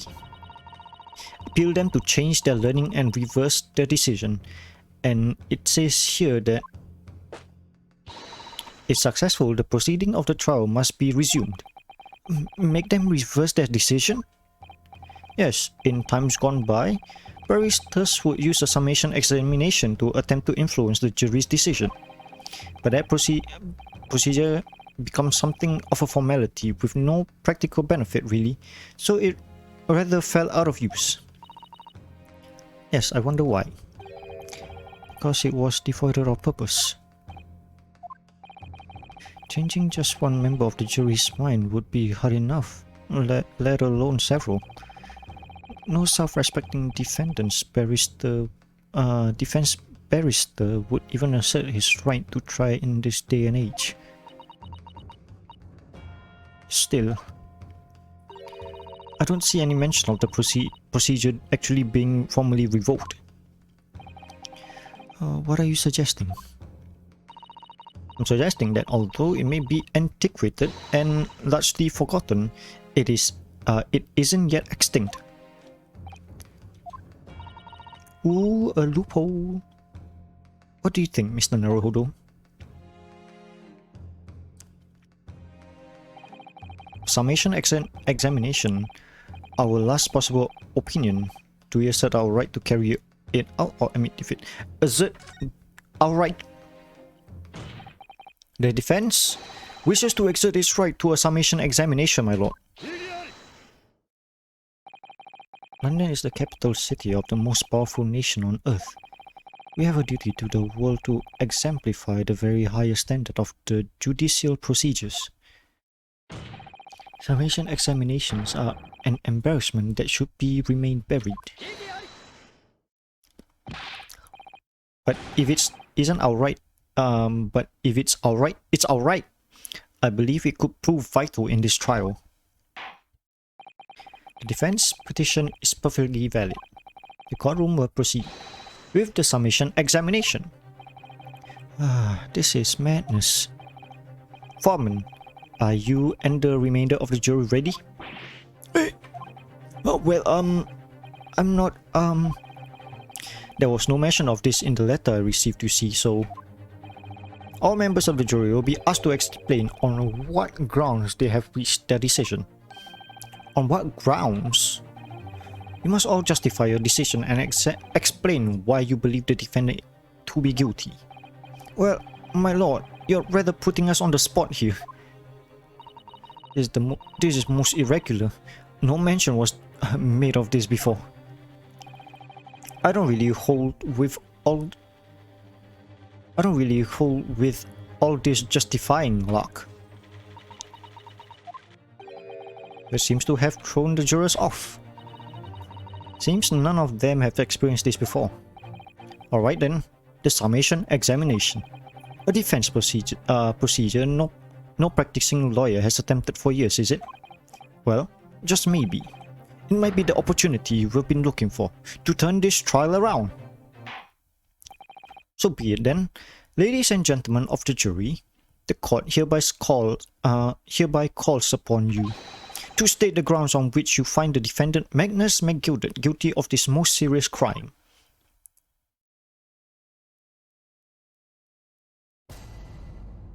Ooh, this is new. There was no one else inside the carriage at the time, so it must have been him. I trust the driver. He has an excellent memory, it seems. 4 passengers with fares totaling 20 pence. He stuck the chap next to him like this. Brazen, I must say. Absolutely brazen. How do you know? I've simply typed and collated all the statements made thus far and drawn the logical conclusion. Okay, this is the most logical sense. Okay, you can trust the guild. Fair fares is our motto. We haven't raised prices above 4 pence for years. The scoundrel stabbing that poor man on the floor, it beggars belief. I'm starting to wish I haven't pushed this for now. Some of the jurors don't seem to have wonderfully formed arguments though, do they? Well, let's see what we can do. We need to get these 6 people to change their minds. I have to throw everything I can at them and use some very persuasive language. Just a moment, Mr. Naruhodo. According to my book, that's not quite how it works. Oh? I thought I was going to have to thaw their icy minds with some heartwarming rhetoric about the defendant. Unfortunately, once the juror have decided the defendant is guilty, they're unlikely to heed anything the defense say. But then, they've reached their conclusion by their own reasoning, you see. Your pleas will sound like excuses. In fact, it could recoil on you. The more you try to persuade them, the more entrenched they may become. Then what on earth am I supposed to do? Oh dear. I'm just citing what my book says about British law, Mr. Naruhodo. Right, I'm sorry. Do you have any ideas how to make this work then? Well, from what I can understand, the key to this procedure is to use the juror's own words to make your argument. What do you mean? Well, the 6 members of the jurors are randomly selected members of the public.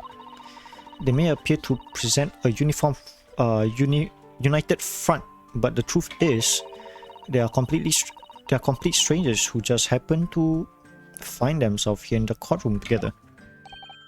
And that's the way to break them down, you mean? Yes, exactly. We must listen very carefully to what each member of the jury say, and see if we can identify any contradictory statements. If we can, we then contrast the statement and pit the corresponding jurors against each other. See, so it's contradiction in what 2 or more jurors say that we're looking for.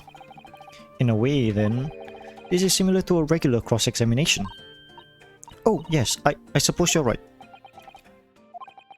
Find contradiction in their statements and pit the jurors against one another to break them down. Alright, I might be able to pull this off. That's not right. I have to pull this off. Can we start the proceeding, counsel? I would ask you to take the stand for this. I'm expecting a clear and concise rebuttal. My lord.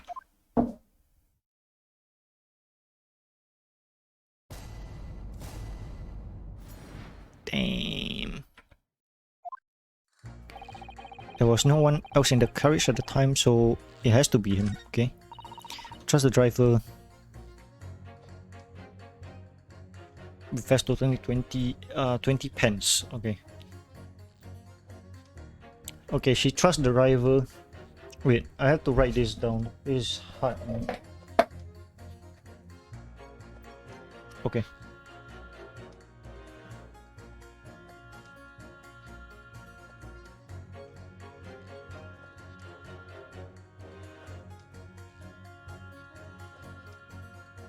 Okay.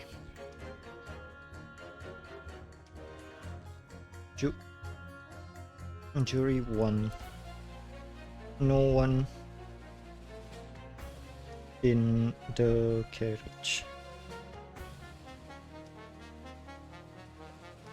Jury 2. Trust in the driver.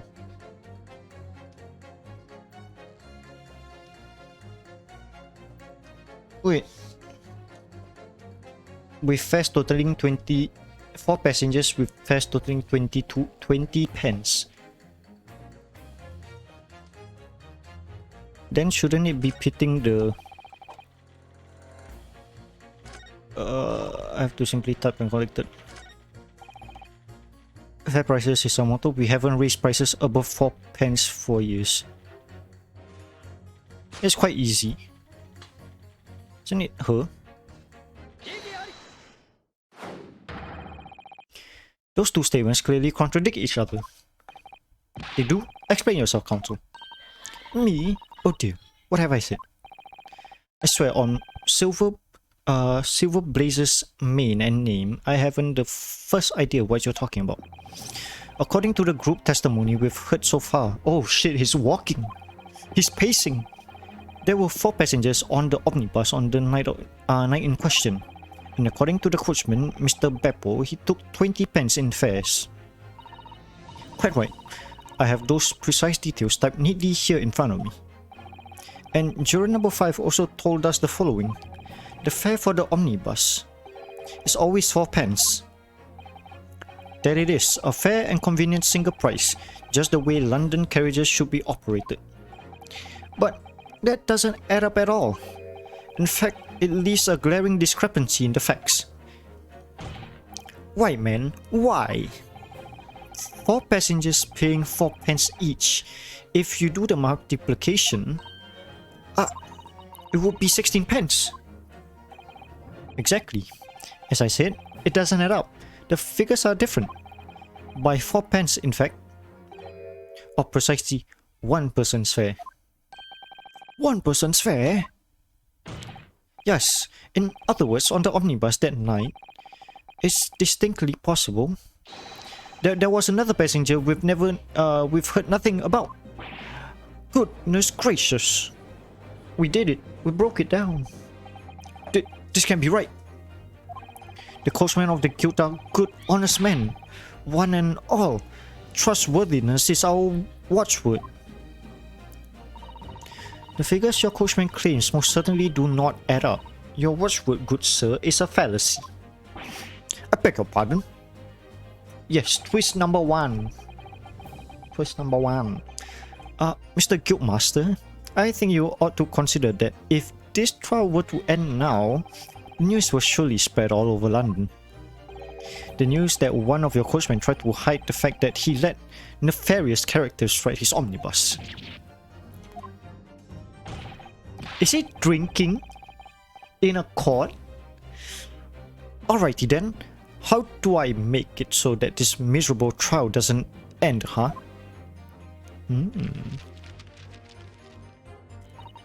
Well, according to my book here, you simply launch a ball of fire onto the innocent side of on the set scale. Oh, now hold your horses there, coachman. We were all in agreement. Wait. Reverse psychology, my dude. Wait till I get my hands on you, Beppo.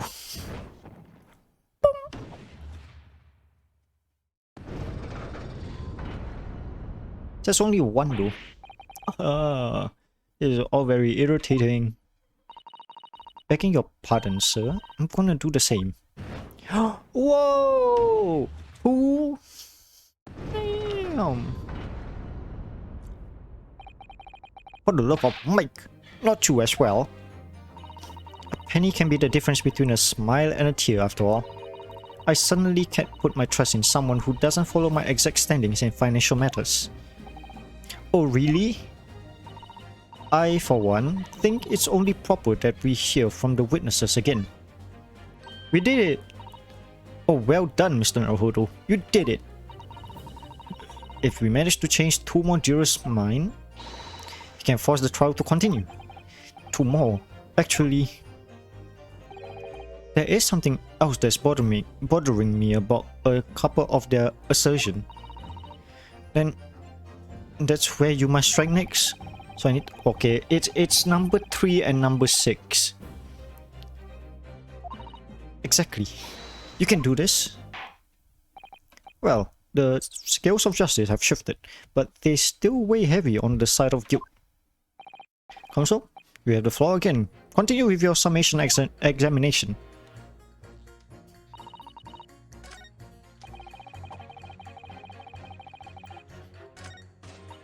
It should be... Yeah, it should be that. So I'm gonna pit you against 3. Those 2 statements are completely contradictory. What? Explain yourself, Counsel, post haste. Oh dearie me. I was only knitting a jumper for my other half. What is all this claptrap? What does contradictory even mean, I ask you? We've heard from more than one witness that they allegedly saw the actual moment when the defendant stabbed the victim. Now, out of curiosity, juror number 3. What? Can't you see I'm busy here? How would you say the defendant stabbed the victim? What sort of motion was it? Ha! Want me to test it on you, do you? It was like this. Stuck the fellow next to him without even getting up. Just like the prim banker said. Yes, that was Mr. Fairplay's testimony. Quite true. Now then, juror number 6. Oh, is that me, is it? What can I do for you, young man? How would you say the defendant stabbed the victim, madam? Oh, well, as far as I understand it, it was like this. You stabbed the poor man after he collapsed on the floor. The coachman said so. Now don't move. Take a look at these 2 jurors. He stuck the fellow next to him without even getting up. And he stabbed the poor man after he's collapsed on the floor. Well, I never. They're stabbing in totally different directions. Press my stitches. What this tells us is that there was a strong possibility of one of the witnesses isn't telling the truth. Oh? But why? Why the dickens would they lie? I don't know that yet, but what I do know is that if the trial ends at this point, we may never find out. We may never know the real truth. Ladies and gentlemen of the jury, can you really let that happen in all good consciousness? Lies, you say? Oh dearie me. I can't abide people telling lies. Boop. Now the scales are balanced. The scales. I don't believe it. It's balanced. Let's get it. Wait. Now hear this, my fellow jurors. I warn you, you can't listen to this man. Look at him. In his black suit, he's clearly some devious Eastern sorcery using magic on all of us. If I can use magic, do you think I'll be putting myself through all this? Answer me, Duck Jinx. Huh? Me? What exactly is the problem? What of it if 2 witnesses have slightly different recollection of the events? What of it? Let's say the Shylong did stab the man as he was sat next to him on the omnibus, and this young dandy saw it too. And now, let's say the victim collapsed on the floor and then the Shylock stabbed him again, and this old lady saw him do it. Well, what's to say it didn't happen like that, huh? Who are you calling a dandy, sir? Why, I should take this knife to you. Who are you calling old? Why, I should take this needle to you. Ah, they're ready to kill each other now. But could the foreman of jury be right? Did the two witnesses see two different moments of the same crime? Ah, this is where we take into account our autopsy report. Stepped once. Yes, step once. It's out of the question.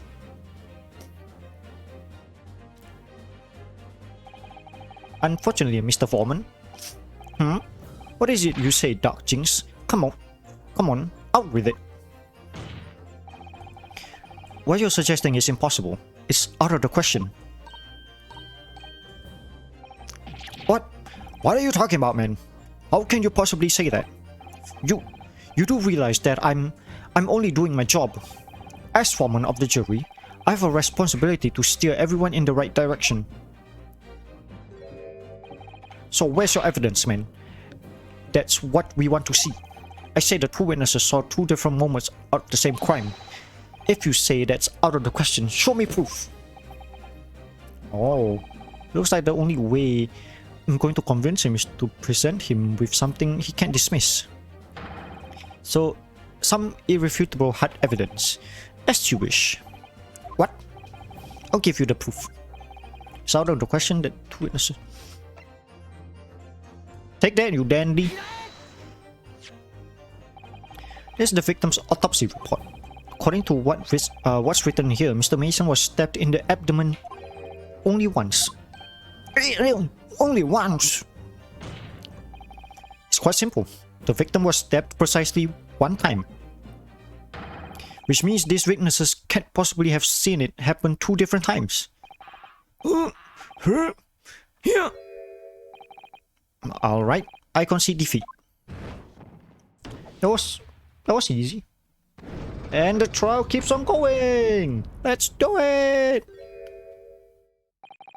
Wait, that means 4 jurors are now leading to not guilty. You've done it, Mr. Naruhodo. We won! Not yet. We haven't won yet. What are you playing at, you dandy fool? Shut your trap, sir. No one deceives me. But we had a consensus. I said, shut your trap. I know a liar when I see one. And if the chap ever dares to cross the threshold of my shop, I'll take this razor-sharp blade and shave every last hair off his head. Is he gonna cut himself? No. Please tell me that he's a barber. Is he a barber? Well, it's quite a remarkable turn of events. The defense summation examination has flipped the balance of the scales of justice. The jurors now stand at 2 for guilty and 4 for not guilty. Accordingly, there is no longer a large enough majority among the jurors for me to adjudicate, and the trial must continue. Yes! I hereby ask the defense, prosecution, and witnesses to return to their places. And I call upon all of you to continue to pursue the truth.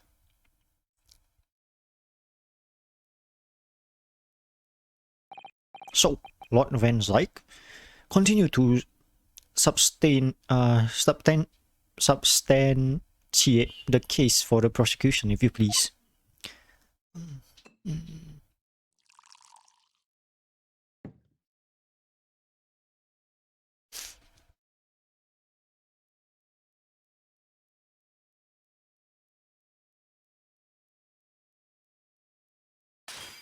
Oh! Having savored the rich aroma of the carmine contents of this hallowed chalice, it may seem crash to crush it to dust. Pray forgive the discourtesy. Lord Van Zyke! Is it really cold here, or is it just me? As your antiquated tome no doubt says, the prosecution may not speak during a summation examination. So I honor a deathly silence and listen to the charade. That man has an iron hand. It seems I overestimated the intelligence of the jury. Well, no matter. There is nothing so hard to prove as a self-evident truth, it would seem. No. And why else would we grace the courtroom with our presence after all? So, let us proceed to the next round of battle. Oh, he's not the Grim Reaper. He's not a Grim Reaper. He's the devil himself. Bring forth the witnesses once again.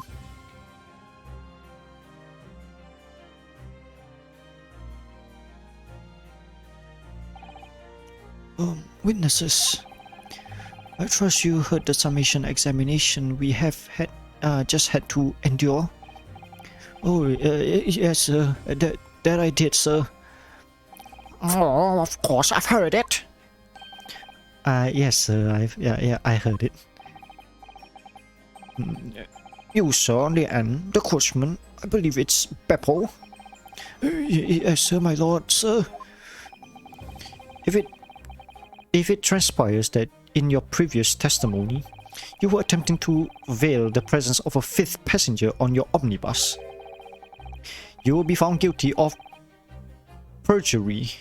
You are advised to bear that in mind, sir. Oh, mio Dio. Wait, he's Mexican?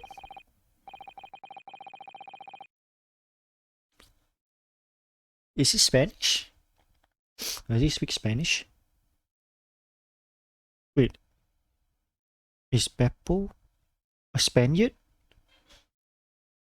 Is Beppo a Spaniard? Now then, witnesses, I hereby call on you to testify before the court again. You will explain the various misgivings brought to our attention by the defense summation examination. Fuck, man. Right. Various misgivings. I only carried 4 passengers that night. I swear, but well, I for one was told I had to pay 5 pence for them. Huh? He fiddled us on the fare, he did, and then I saw that blood-curdling sight as well. It's all too much. Tell you, I saw McGilder stabbing that man. Everything I said before stands. Oh yes, he stabbed him. Yes, he did. I think so, yes. You think so? Who's confirming that statement? Also make sense of this for me, please. The phantom fifth passengers conjured into existence by my learned Eastern friend never existed. The confusion has arisen from the coachman's sly little cousinage. Beppo, explain yourself. I'm terribly sorry, Guildmaster. The fare is 4 pence. I lost the button. You know that, right? And I understand that you've been overcharging your passengers by a penny a fare. It's so cold. The last one of the day is always half empty.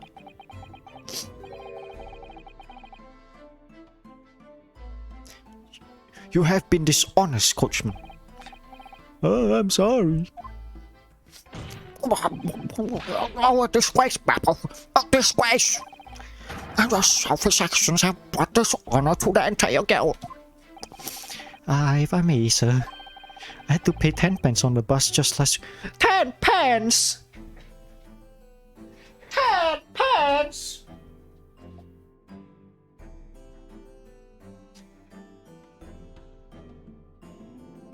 10 pence!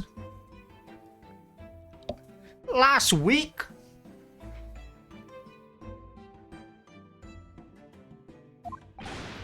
What? 4 passengers at 5 pence each is, yes, 20 pence. I've done the arithmetic 10 times already, but I just can't make the result come out differently. No, that figures. Well, it would appear that one of the aforementioned misgivings has already been explained. So, counsel for the defense, your cross-examination, if you please. You've already had the pleasure of a protracted summation examination today. I see you intend to continue the parlor games? Absolutely.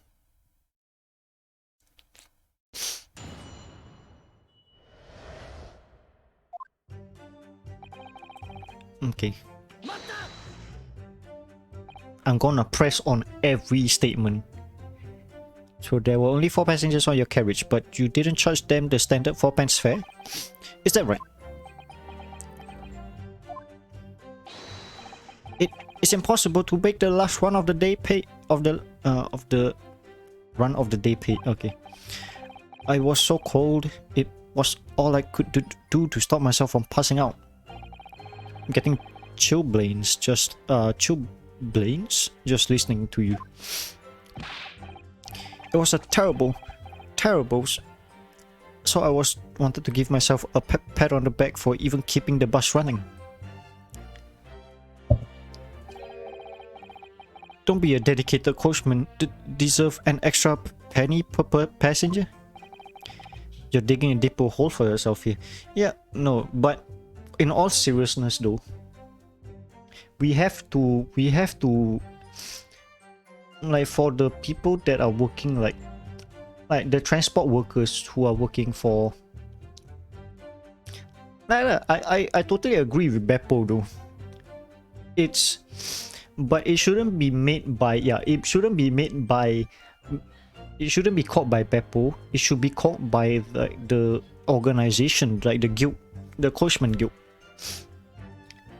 It should be standard practice. Because here, there's something called a night rider, for like as a public transport service, by like our public transport network. Basically, it's a night rider is a bus that has a bus that runs at like the graveyard shift, like around like 1 in the morning, where all the buses has like the standard bus services is done. So, but we have to pay extra, like $2 instead of like 90 cents. Yeah, you have to pay like $2 just for that. It's quite good. It's quite a good business, I would say.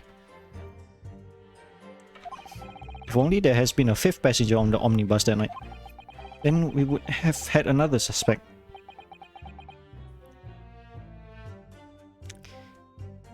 Yes.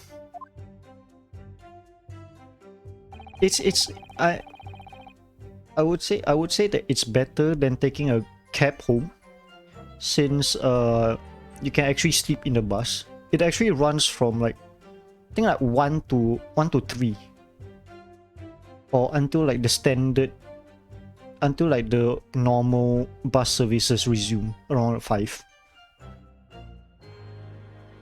What? Okay, 5 pence. Does that mean everyone on board that night paid 5 pence instead of 4? Well, I paid 5 pence too, sir. And I just told you that, didn't I? A flat fare of 5 pence across the board. It's not something to be proud of. The so-called discrepancy my learned friend identified was nothing of the sorts. Much like the Phantom Killer you were so desperately needing, is gone, dead, and buried.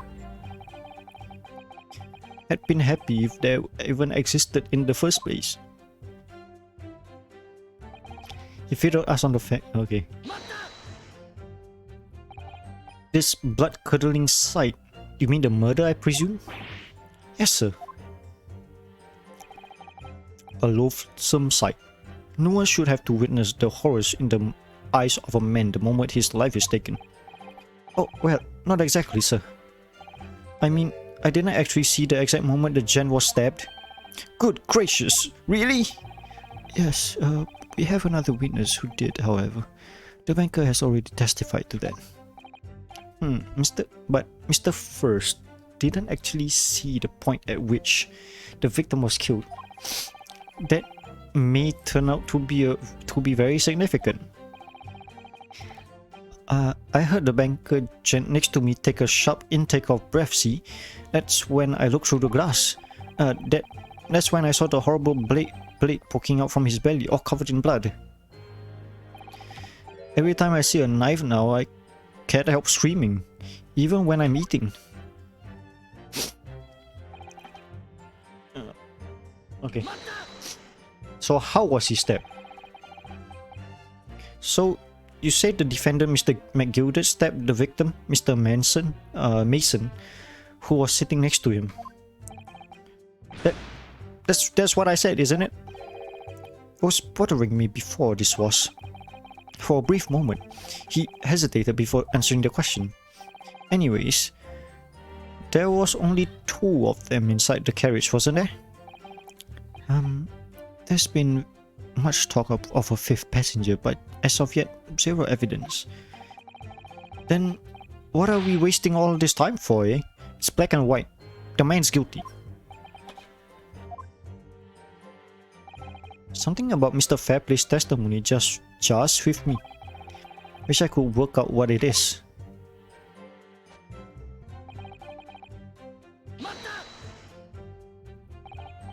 Earlier you testified that you saw the moment when the defendant allegedly stabbed the victim, didn't you? Oh yes, that's right. You said that the victim was on the floor and described the assailant holding the knife in an ice-pick grip. I suppose I might have, yes, put the cart before the horse maybe. What is it? Well, I'm quite sure about most of it. I was driving the horse when I heard a scream from the seat on the roof deck. Oh, I expected that was me, sir. Then when I turned around, yes, I saw it. It was in the skyline. The gentleman on the floor and the knife was sticking up on his midriff. Is where? Where's the midriff? You didn't see the moment when the victim was actually stabbed at all? I really don't think, but no, suppose. Oh wait, I suppose I didn't actually see the precise moment of the stabbing. Yes. Excuse me. Excuse me. You have something to say about this, Mr. Fairplay? No, you listen to me. I know what you're thinking. He didn't really see the exact moment the fellow was stabbed. What are the chances of that? Eh? Are you asking me or telling me? He's getting flustered. Might be able to extract some new information from him if I answer him cleverly. Could he have just happened to see the exact moment the crime was committed?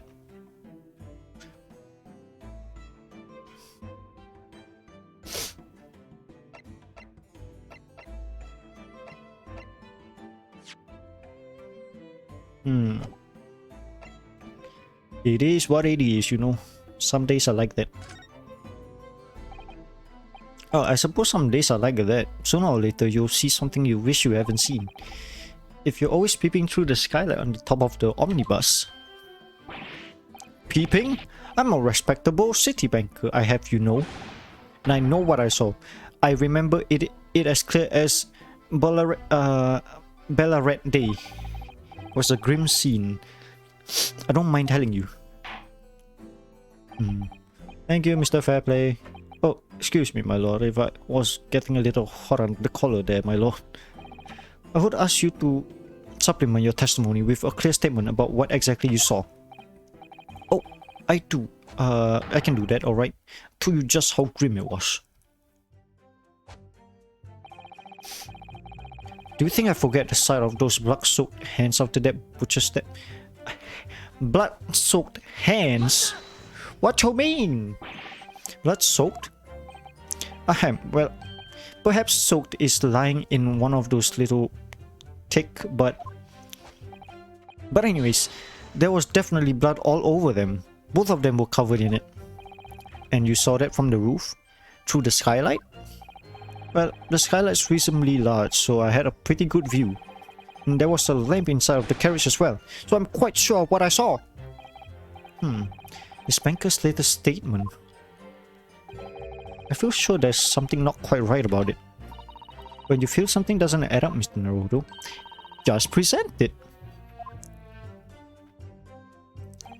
Not long ago, the trial very nearly came to an end. Somehow, we've managed to keep our chances alive here. I can't waste this cross-examination. I have to use it to bring some new facts into light.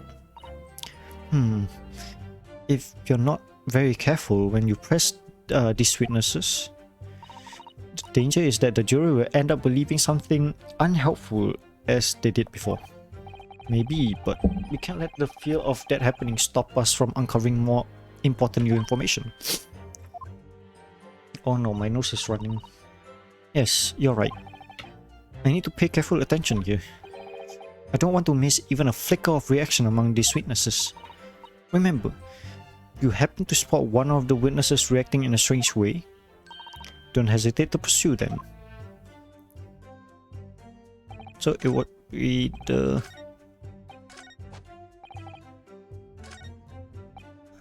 It should be this one?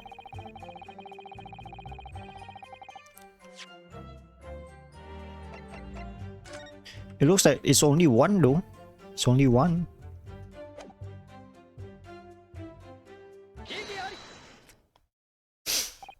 Blood-soaked hands.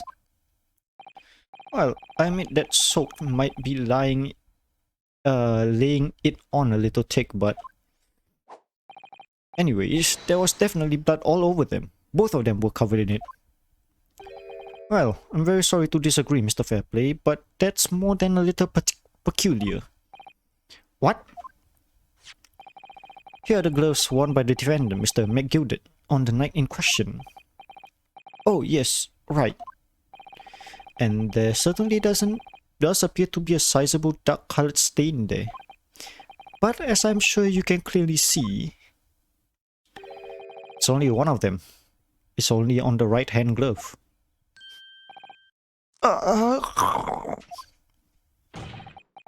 In short, Mr. Fairplay, your testimony is inconsistent. What? No, that can't be right. So you're the liar here then. That's right, you were quite clear about it. You said it was both hands.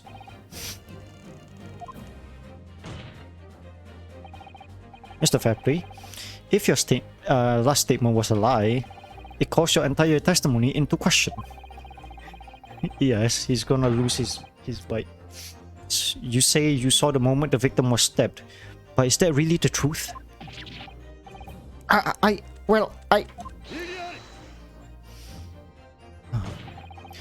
was a simple mistake. Can't justify accusing this man of lying. Yes, it wasn't both hands, it was only one. But the fact remains, the victim's blood was on the accused. No, Mr. Fairplay categorically stated that he saw blood all over both hands, which means that there's a strong possibility that this witness was deliberately trying to mislead the court. Why? I'm a city banker, for pity's sake. My word should be the golden stand. I'm a gentleman, not some gutter snipe. Upstanding gentlemen of the society don't prevaricate. He's claiming to have no reason to lie, but is that really the case? Mr. Naruto, if you had some evidence to explain why Mr. Fairplay might be lying, you could turn this tide in this trial completely. Something to show this man has a complete... I have evidence! my lord. Yes, counsel. The defense is ready to present evidence. By Jove, are you sure? Yes, evidence that will clearly demonstrate why Mr. Fairplay had reason to lie on his testimony.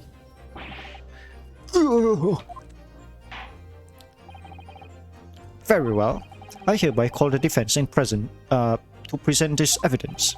The evidence that demonstrates. Take that, bitch. This is a list of the debtors who owe money to Mr. McGilder. Yes, a list of innocent victims crippled by the accused extortion. The point is, among the names of these debtors, is your name, Mr. Bruce Fairplay? What? Mr. Fairplay, are you currently indebted financially to the accused? No, well, it's barely worth of being called a debt. According to this ledger, you owe 20 guineas. Not an inconsiderable sum of money, wouldn't you say? Well, what of it? Let's suppose Mr. McGilder were to be found guilty of the murder. What would become of your debt in that case? This document states that the loan agreement is forged between two individual parties.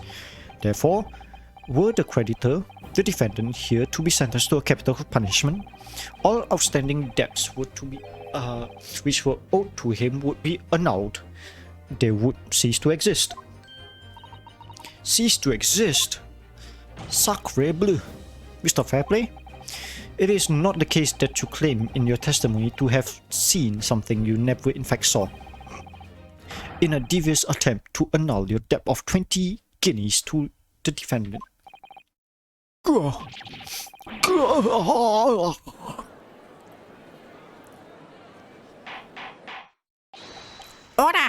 Order! Order! Mr. Bruce Fairplay? Yes, my...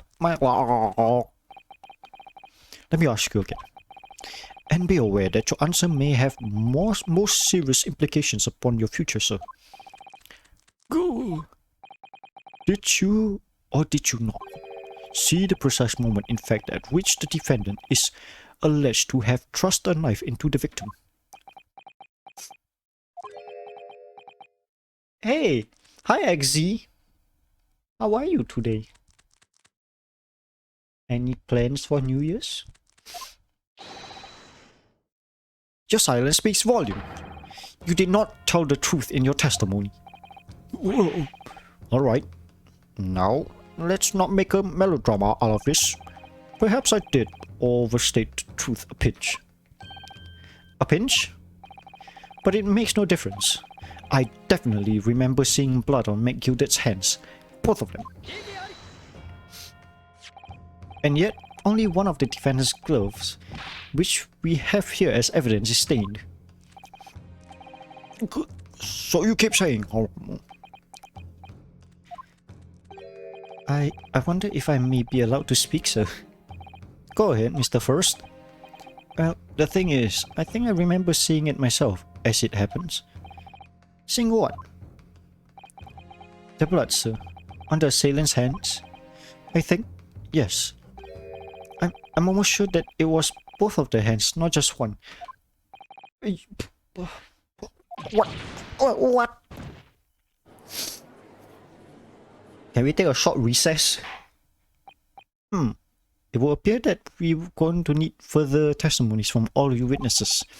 This time, I would like to know precisely what you did and what you did not see. Do I make myself perfectly clear? Yeah. Mr.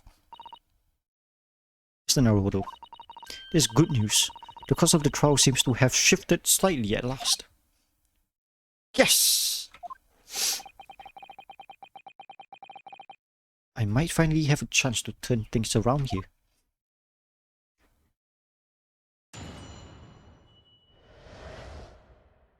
What the witnesses really saw. There was blood on both hands of the assailant. I sincerely and distinctly remember that. However, I suppose you might say that I didn't see the exact moment the stabbing transpired, if that matters. I remember seeing the knife, and I remember seeing both of the attackers' hands with blood on them. I didn't actually see anything myself, so not until I heard the scream. Anyways, the fact remains, there can't have been anyone else inside the carriage, and we all would have seen.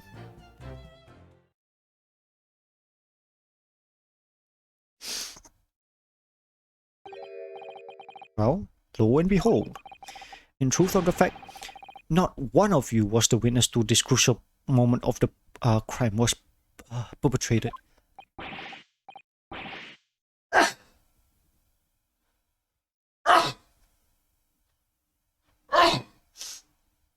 God damn.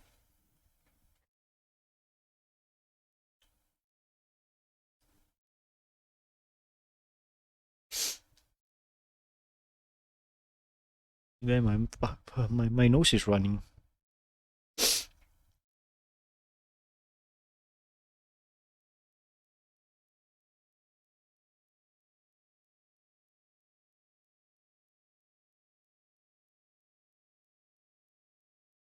One third of the way. I can do that. Come on, 12 hours is nothing. Believe in the heart of the cards. I do apologize, my lord, but honestly, there was no one else inside the carriage, and the man's hands were covered in blood. That much incriminating evidence is tantamount to saying we saw the man do it. It's really not what testimony is about. Let us examine the interior of the omnibus once more.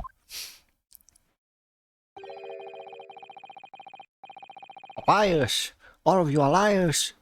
The victim's fresh blood is clearly visible on the seat, corroborating the witness's account. In other words, there is no significant change in the fact of the case. Very well. Your cross-examination, please, counsel. Yes, my lord. Oh, fuck, man. No for multiple more twists in the future. Fuck, man.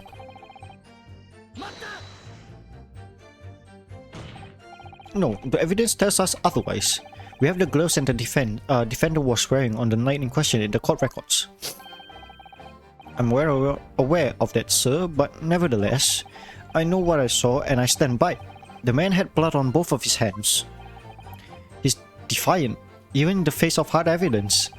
He's steadfast, refusing to admit that he might be mistaken about what he saw. But why? Your reasoning is dire. One hand or two, the salient point remains unchanged. Minutes after the grim crime, the victim's blood dripped guiltily from the accused's fingertips.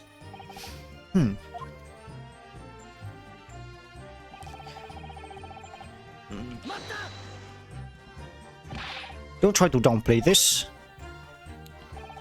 Whether or not you saw the exact moment of the crime is a matter of fundamental importance as well, you know. But for crying out loud, we all know that no one else could possibly have done it. I was just trying to save us all some time. Yep. We have a loan of 20 guineas outstanding with the defendant, do you not? Had you hoped to release yourself from that financial burden by ensuring the defendant was found guilty? Well, that's not entirely not what I was hoping for. I just lost a little guinea or 10 when I backed the wrong horse in the derby. That's all. I was going to win it all back. There's a fixture this weekend. That's a fixture? You're fixing matches? Bro. Not cool, bro. Dude is basically just saying like, I'm gonna win it all back. Damn, now my entire nose is itching so bad, man. The fuck? Yeah, dude is basically saying, yeah, I'm gonna commit a crime. Ha! A little guinea or 10? I am a banker. No one bets an eye if I borrow a little spending money for the weekend. Okay, that's just stealing.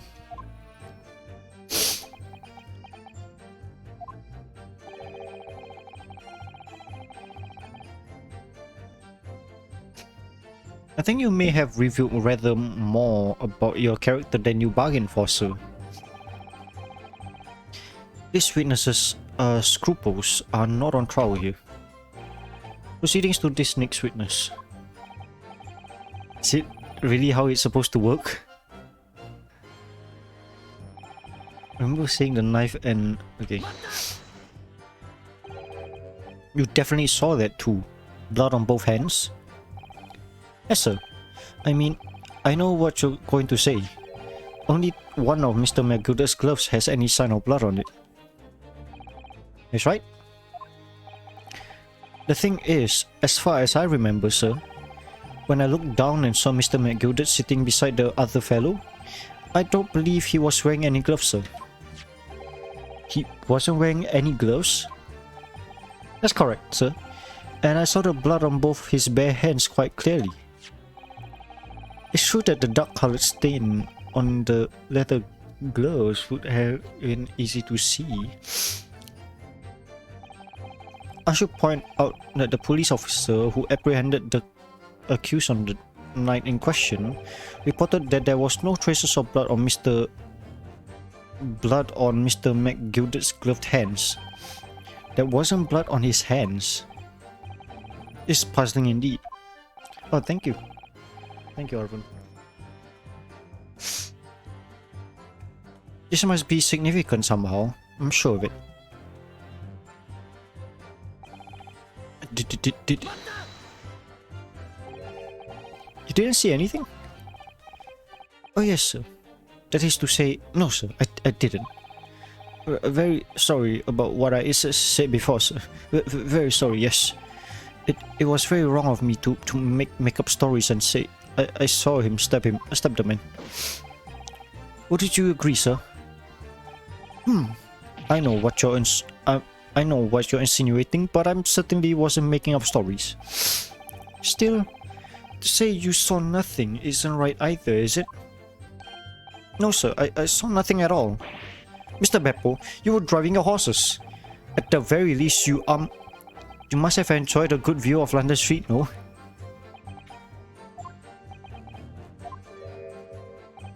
Oh, please. Yeah. It was so cold that night, sir. You see, it was all I could do to keep myself from passing out, sir. Yes, my head was fairly frozen solid. Sorry to say, sir. It would seem prudent to avoid travelling on the last omnibus service of London's cold winter nights. Bapple! Anyways, okay. Last one. And everything you saw on the incident was through the skylight of the roof of the omnibus? That's right. It was fiercely cold that night, but the glass wasn't frosted over.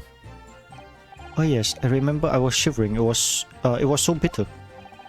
Which rather begs the question of why the pair of you were sitting on the roof deck in the first place. Well, I don't know what about this young fellow, but I couldn't enter the cabin. Oh, why not? It was locked on the inside. I tried knocking, but no one opened the door. It was locked? That's right. And it's a public bus service, for pity's sake. It's not what I call fair play. Yes, I had the exact same experience. I tried knocking, but the gent inside just gestured at me to clear off. I had no choice but to climb up to the roof deck and look down longingly into the warm cabin below. But I can assure you, I wasn't just looking down, I was glaring long and hard. And that's precisely why I can tell you with absolute confidence that if there was anyone else at all in the cabin, I would have noticed. unequivocal, unequivocal, I would say. I'm not sure about these two witnesses. Could they really have seen everything inside the cabin through the skylight? They might not have been able to. Allow me to confirm one thing, Mr. Fairplay. You're riding this omnibus and witness the events in the cabin through the skylight in the roof of the upper deck. Is that right? That's right, yes. In that case, there's a portion of the cabin interior that would have been out of sight from you. What? By golly, really? Obviously, at this stage, we can't say for sure. But the possibility cannot be denied that at the time of the incident, there could have been another passenger in the enclosed cabin of the omnibus. Enough hypothetical meandering, my Nipponese friend. The prosecution demands that you substantiate your claims. After all, the scene of the crime is here, in the flesh. Very well, I will uphold the prosecution's demand.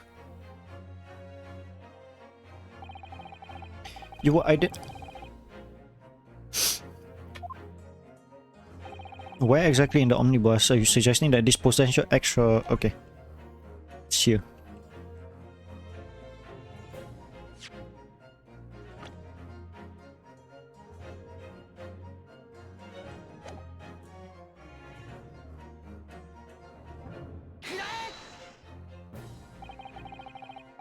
Both rows of seat on the roof face in the direction travel, whereas the seat in the enclosed cabin face each other, which means the visible part of the cabin, which passengers on the roof deck can see through the skylight, is as I've drawn here. That's right, my lord. As you can see, the seat opposite the one on which the victim and his attacker were sitting is obscured by view.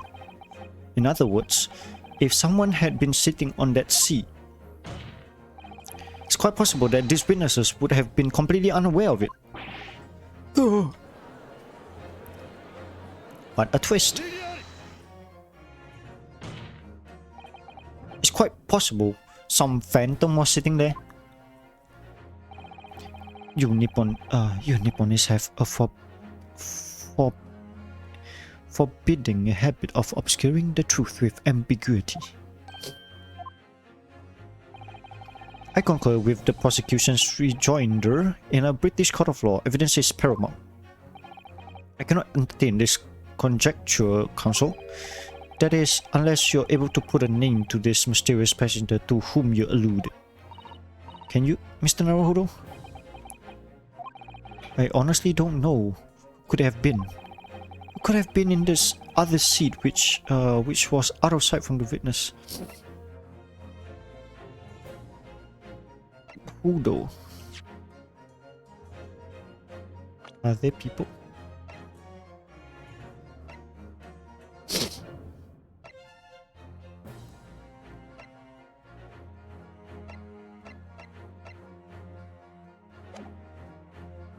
I have no idea. I have literally no idea. But as a proud citizen of the Japanese Empire, you will look at the sky I walk on. Make sure all signs of tears are gone.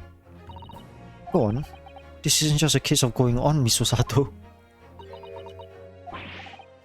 Alright then, I'll go on. Defense would like to put forward a name. You are a fool. That response was a desperate attempt by a man who has no notion of his own limitations. A toast to hard lessons not yet learned. Let us not delay, counsel. The defense is to name the passenger in the other seat. This could be it. This could be the one chance I've been waiting for to turn the trial in my favor. On that night On that night of the murder, the person occupying the seat in the omnibus that has been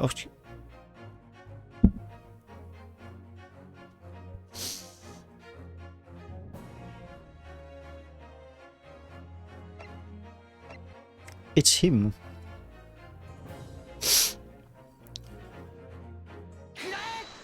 Wait, what? The passenger in the enclosed cabin that the witnesses on the roof deck failed to see has to be Mr. Magnus McGilded. Mr. McGilded?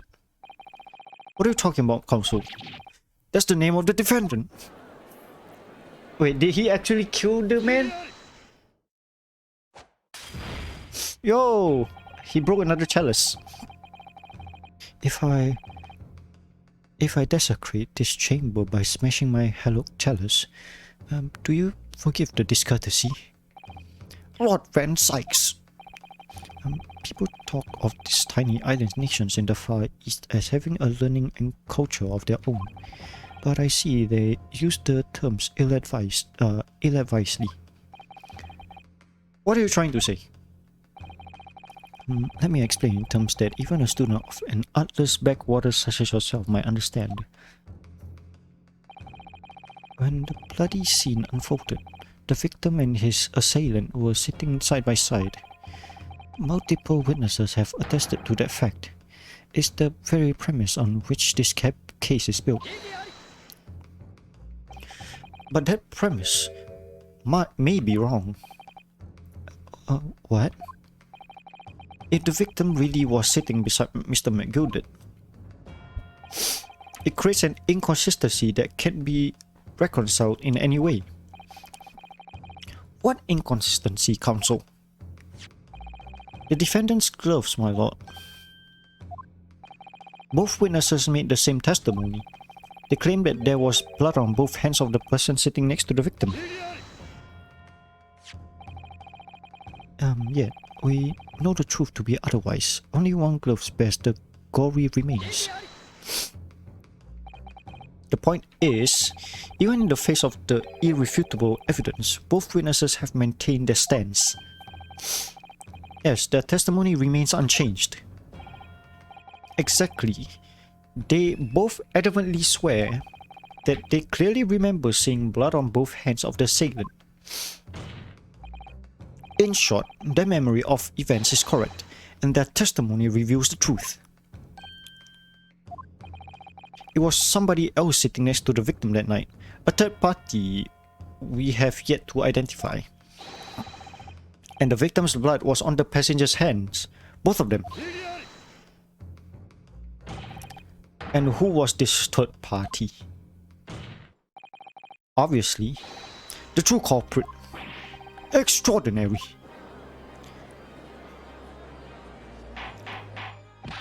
Ora!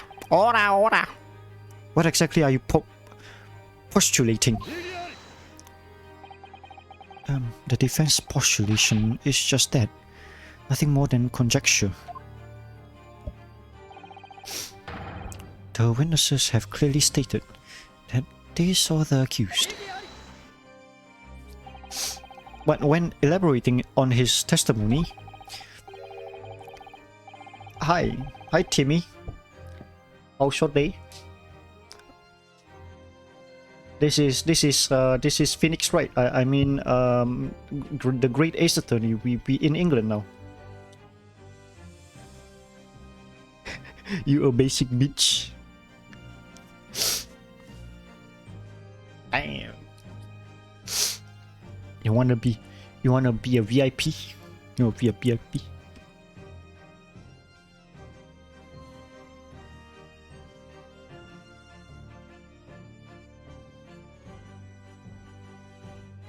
Oh shit.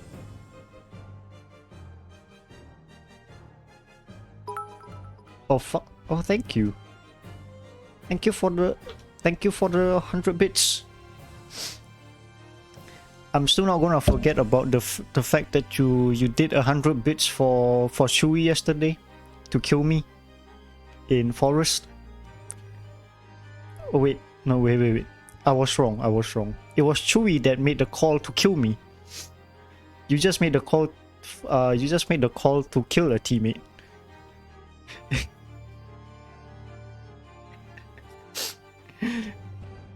Damn you, Chewie. But I killed him though. I killed Chewie in exchange. Mr. Fairplay said the two of them were wearing hats and I couldn't exactly make out their faces.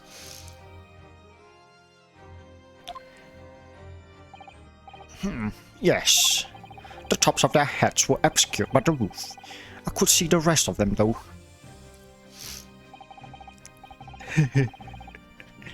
Yes, that's right. Both gents were most clearly hatted. Hatters do tend to notice such things, sir. And what particular style of hat did these two gentlemen sport, Mr. First? I'm afraid I don't remember. And yet you call yourself a hatter? Yeah, the style of hats makes no difference. There was no third passenger in the cabin. How could you be so sure? Because if there had been, the accused Mr. McGilded would undoubtedly have offered to depose the fact. Unless, that is, you are proposing an even more preposterous explanation. I'll be looking here and on tuition. Okay. Okay, Timmy. Thank you for looking. That the accused failed to even notice the presence of the true culprit in the very cabin in which he travelled? No, McGilded was asleep. He's right. If there was another person travelling in the enclosed cabin on the omnibus, it's inconceivable that Mr. McGilded would have been unaware of it. Ora! There is simply a clear solution to this problem.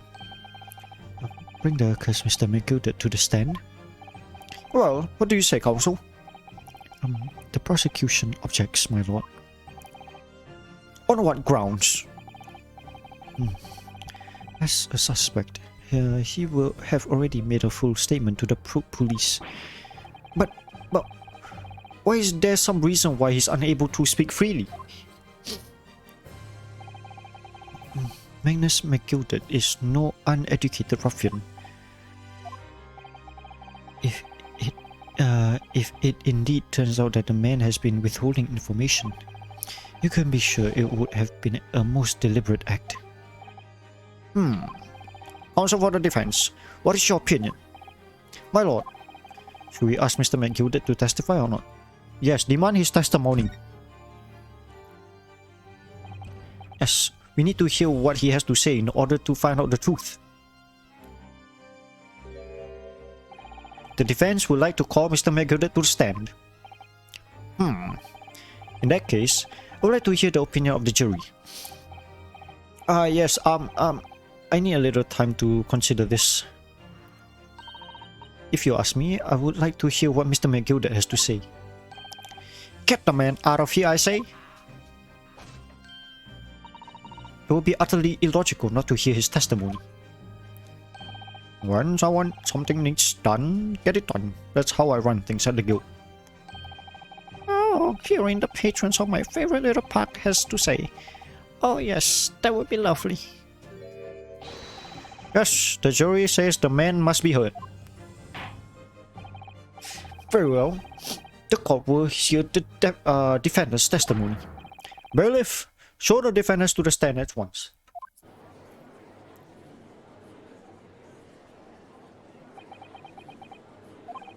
Now, maybe what actually happened that night will finally become clear. To be continued. No, not yet. Okay.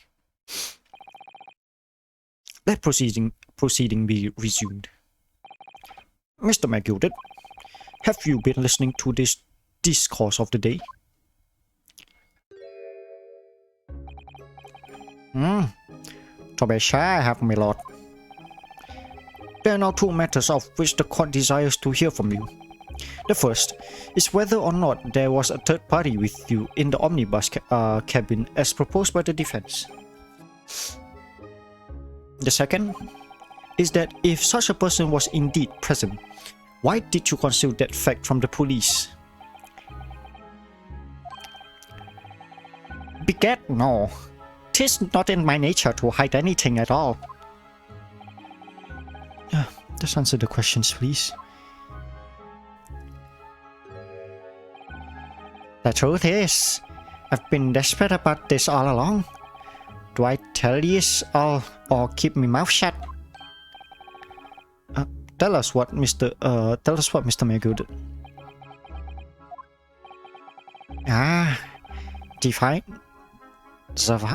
The fine fella representing me is absolutely right. In the carriage on the night with myself and the other man, there was another passenger. Is that true? Aye, and 'twas me who helped the little urchin get away after. Huh? Wait. Wait. Huh? Get away after all this happened. You what?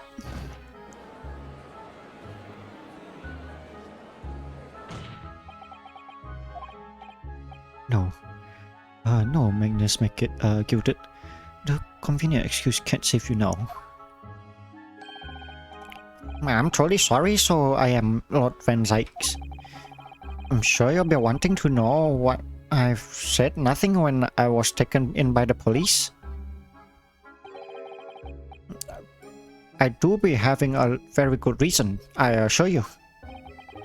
Which was? Well, the little child was just in the wrong place at the wrong time. Not in any way involved, you see. What? If the police have known the wee one was there, they'll be assumed she've done it. They have hauled her in here, in this courtroom just like myself. I was only trying to spare her that. Young hearts and young minds are easily damaged, my lord.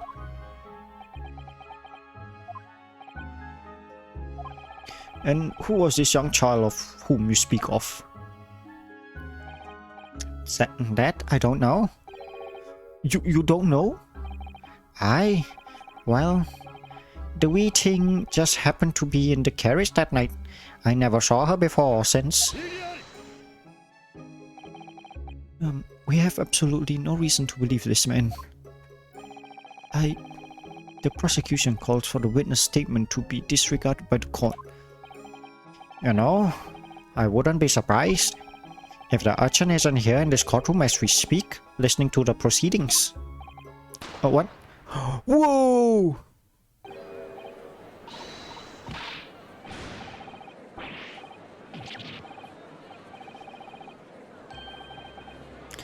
Is this her lock? What's going on? Be careful, Mr. Naruhodo. Cover your face! Bailiff. Don't let the accused escape. Secure the omnibus. I hereby call an emergency recess. Bailiff, ensure the defender is in custody and clear the courtroom.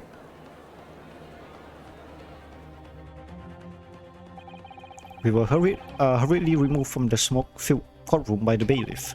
Amid scenes of chaos as people stumbled over one another in their desperation to flee the chamber, we had no idea what was happening. All we know was that for the time being at least, the trial was suspended. To be continued. Oh shit, man. I have never